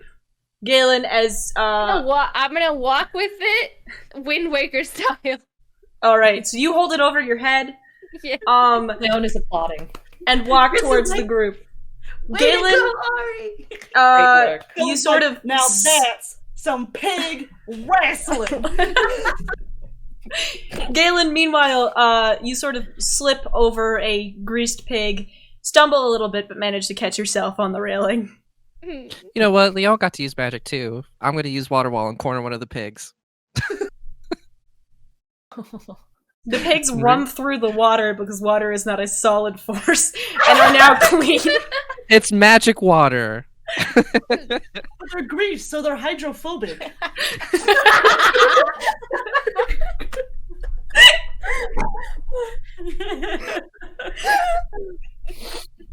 Leon is like, Galen, That should really thought you invalidate did his something run there, eh? since I had no magic to use. Thought you did something there. However, Galen, one of the now freshly ungreased pigs, bumps into your leg and winds up sitting down on your feet. Easily grabbable. Aw, chillest pigs in pig wrestling history. Well, Gris enchanted them. Yeah, all of them. So I'm going to scoop up the okay. pig. Yeah, I forgot. Alright, so this pig is actually pretty runty, maybe 17 pounds. And it squeals at you a little as you pick it up, but you do manage to hold on to it now that it's no longer, well, it's still kind of greasy, but you've got it. You then Can I turn cradle and it like a child. yes. Would you like to present it to B as a token of your affection? Yes, and I get down on one knee doing so, and sort of just like Oh hold my it up God. above my head. Gris is like aside watching this and like a little jealous and like kind of like holding one pig and like, give me the other pig.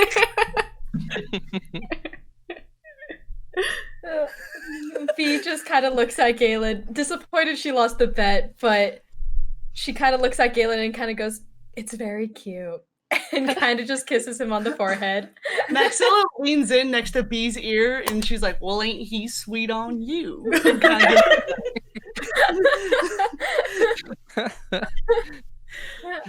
Galen sort of just like looks up with a glimmer in his eyes and goes, "Can we keep him?" Oh, Maxilla. What? I'm gonna take care of your pet pig. He's going to the Gris is fair like, next I'll year. take him back to the grove. Oh, We have a guess spot it's- for it. I guess it's better than fish. You live in Oh, a fair. We're not gonna eat it. You're dating a fish man. And Maxilla is dating a pig man. What about it? All right. Oh, man. So, sorry, B. Did you have an answer for Galen in regards to this pig? Not one quite yet. She's gonna let him hold this pig. Think about it. Galen cradles it lovingly. Galen, when you think about it, there is an extra room that was for someone a lot worse than a pig back in the brigade. True. However,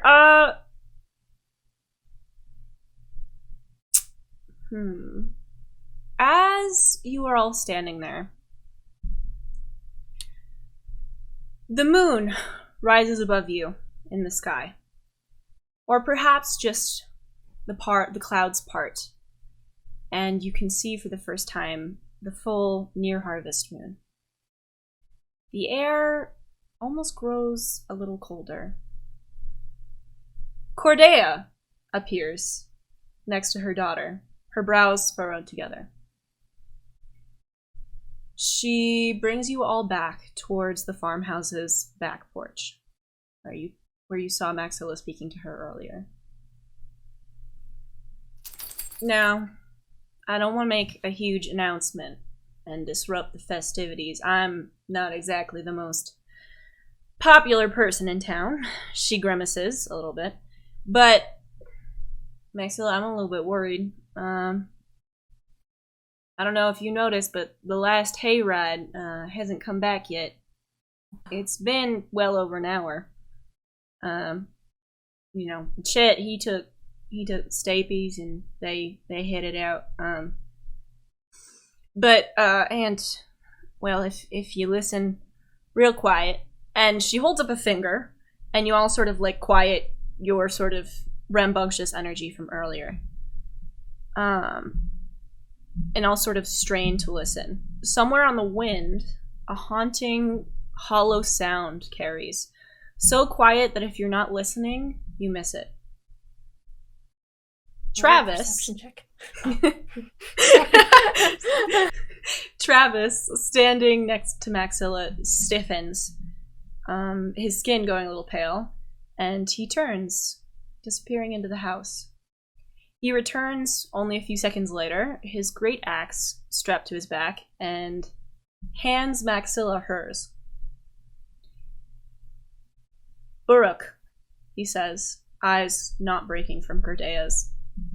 Uruk, she agrees. We'll be back next week. With episode 2 of season 2 here on the Tabletop Tavern. Thank you very much to our wonderful guests who will be here next week because they've got some dramatics to attend to. For those of you who don't follow us on Twitter, it's a great place to catch up with us at the Tabletop Tavern _. Also, be sure to join our Discord if you haven't already. Be sure to check out our YouTube and Spotify if you're not caught up, or if you want to give the last season a listen. A lot goes on there. A lot of dynamics are established. You get to watch Galen try to woo a beautiful woman. So, we'll be back next week. Thank you so much for hanging out with us. We really, really appreciate it. And we'll see you all soon. Bye, everybody. Thank y'all for having us. Everyone.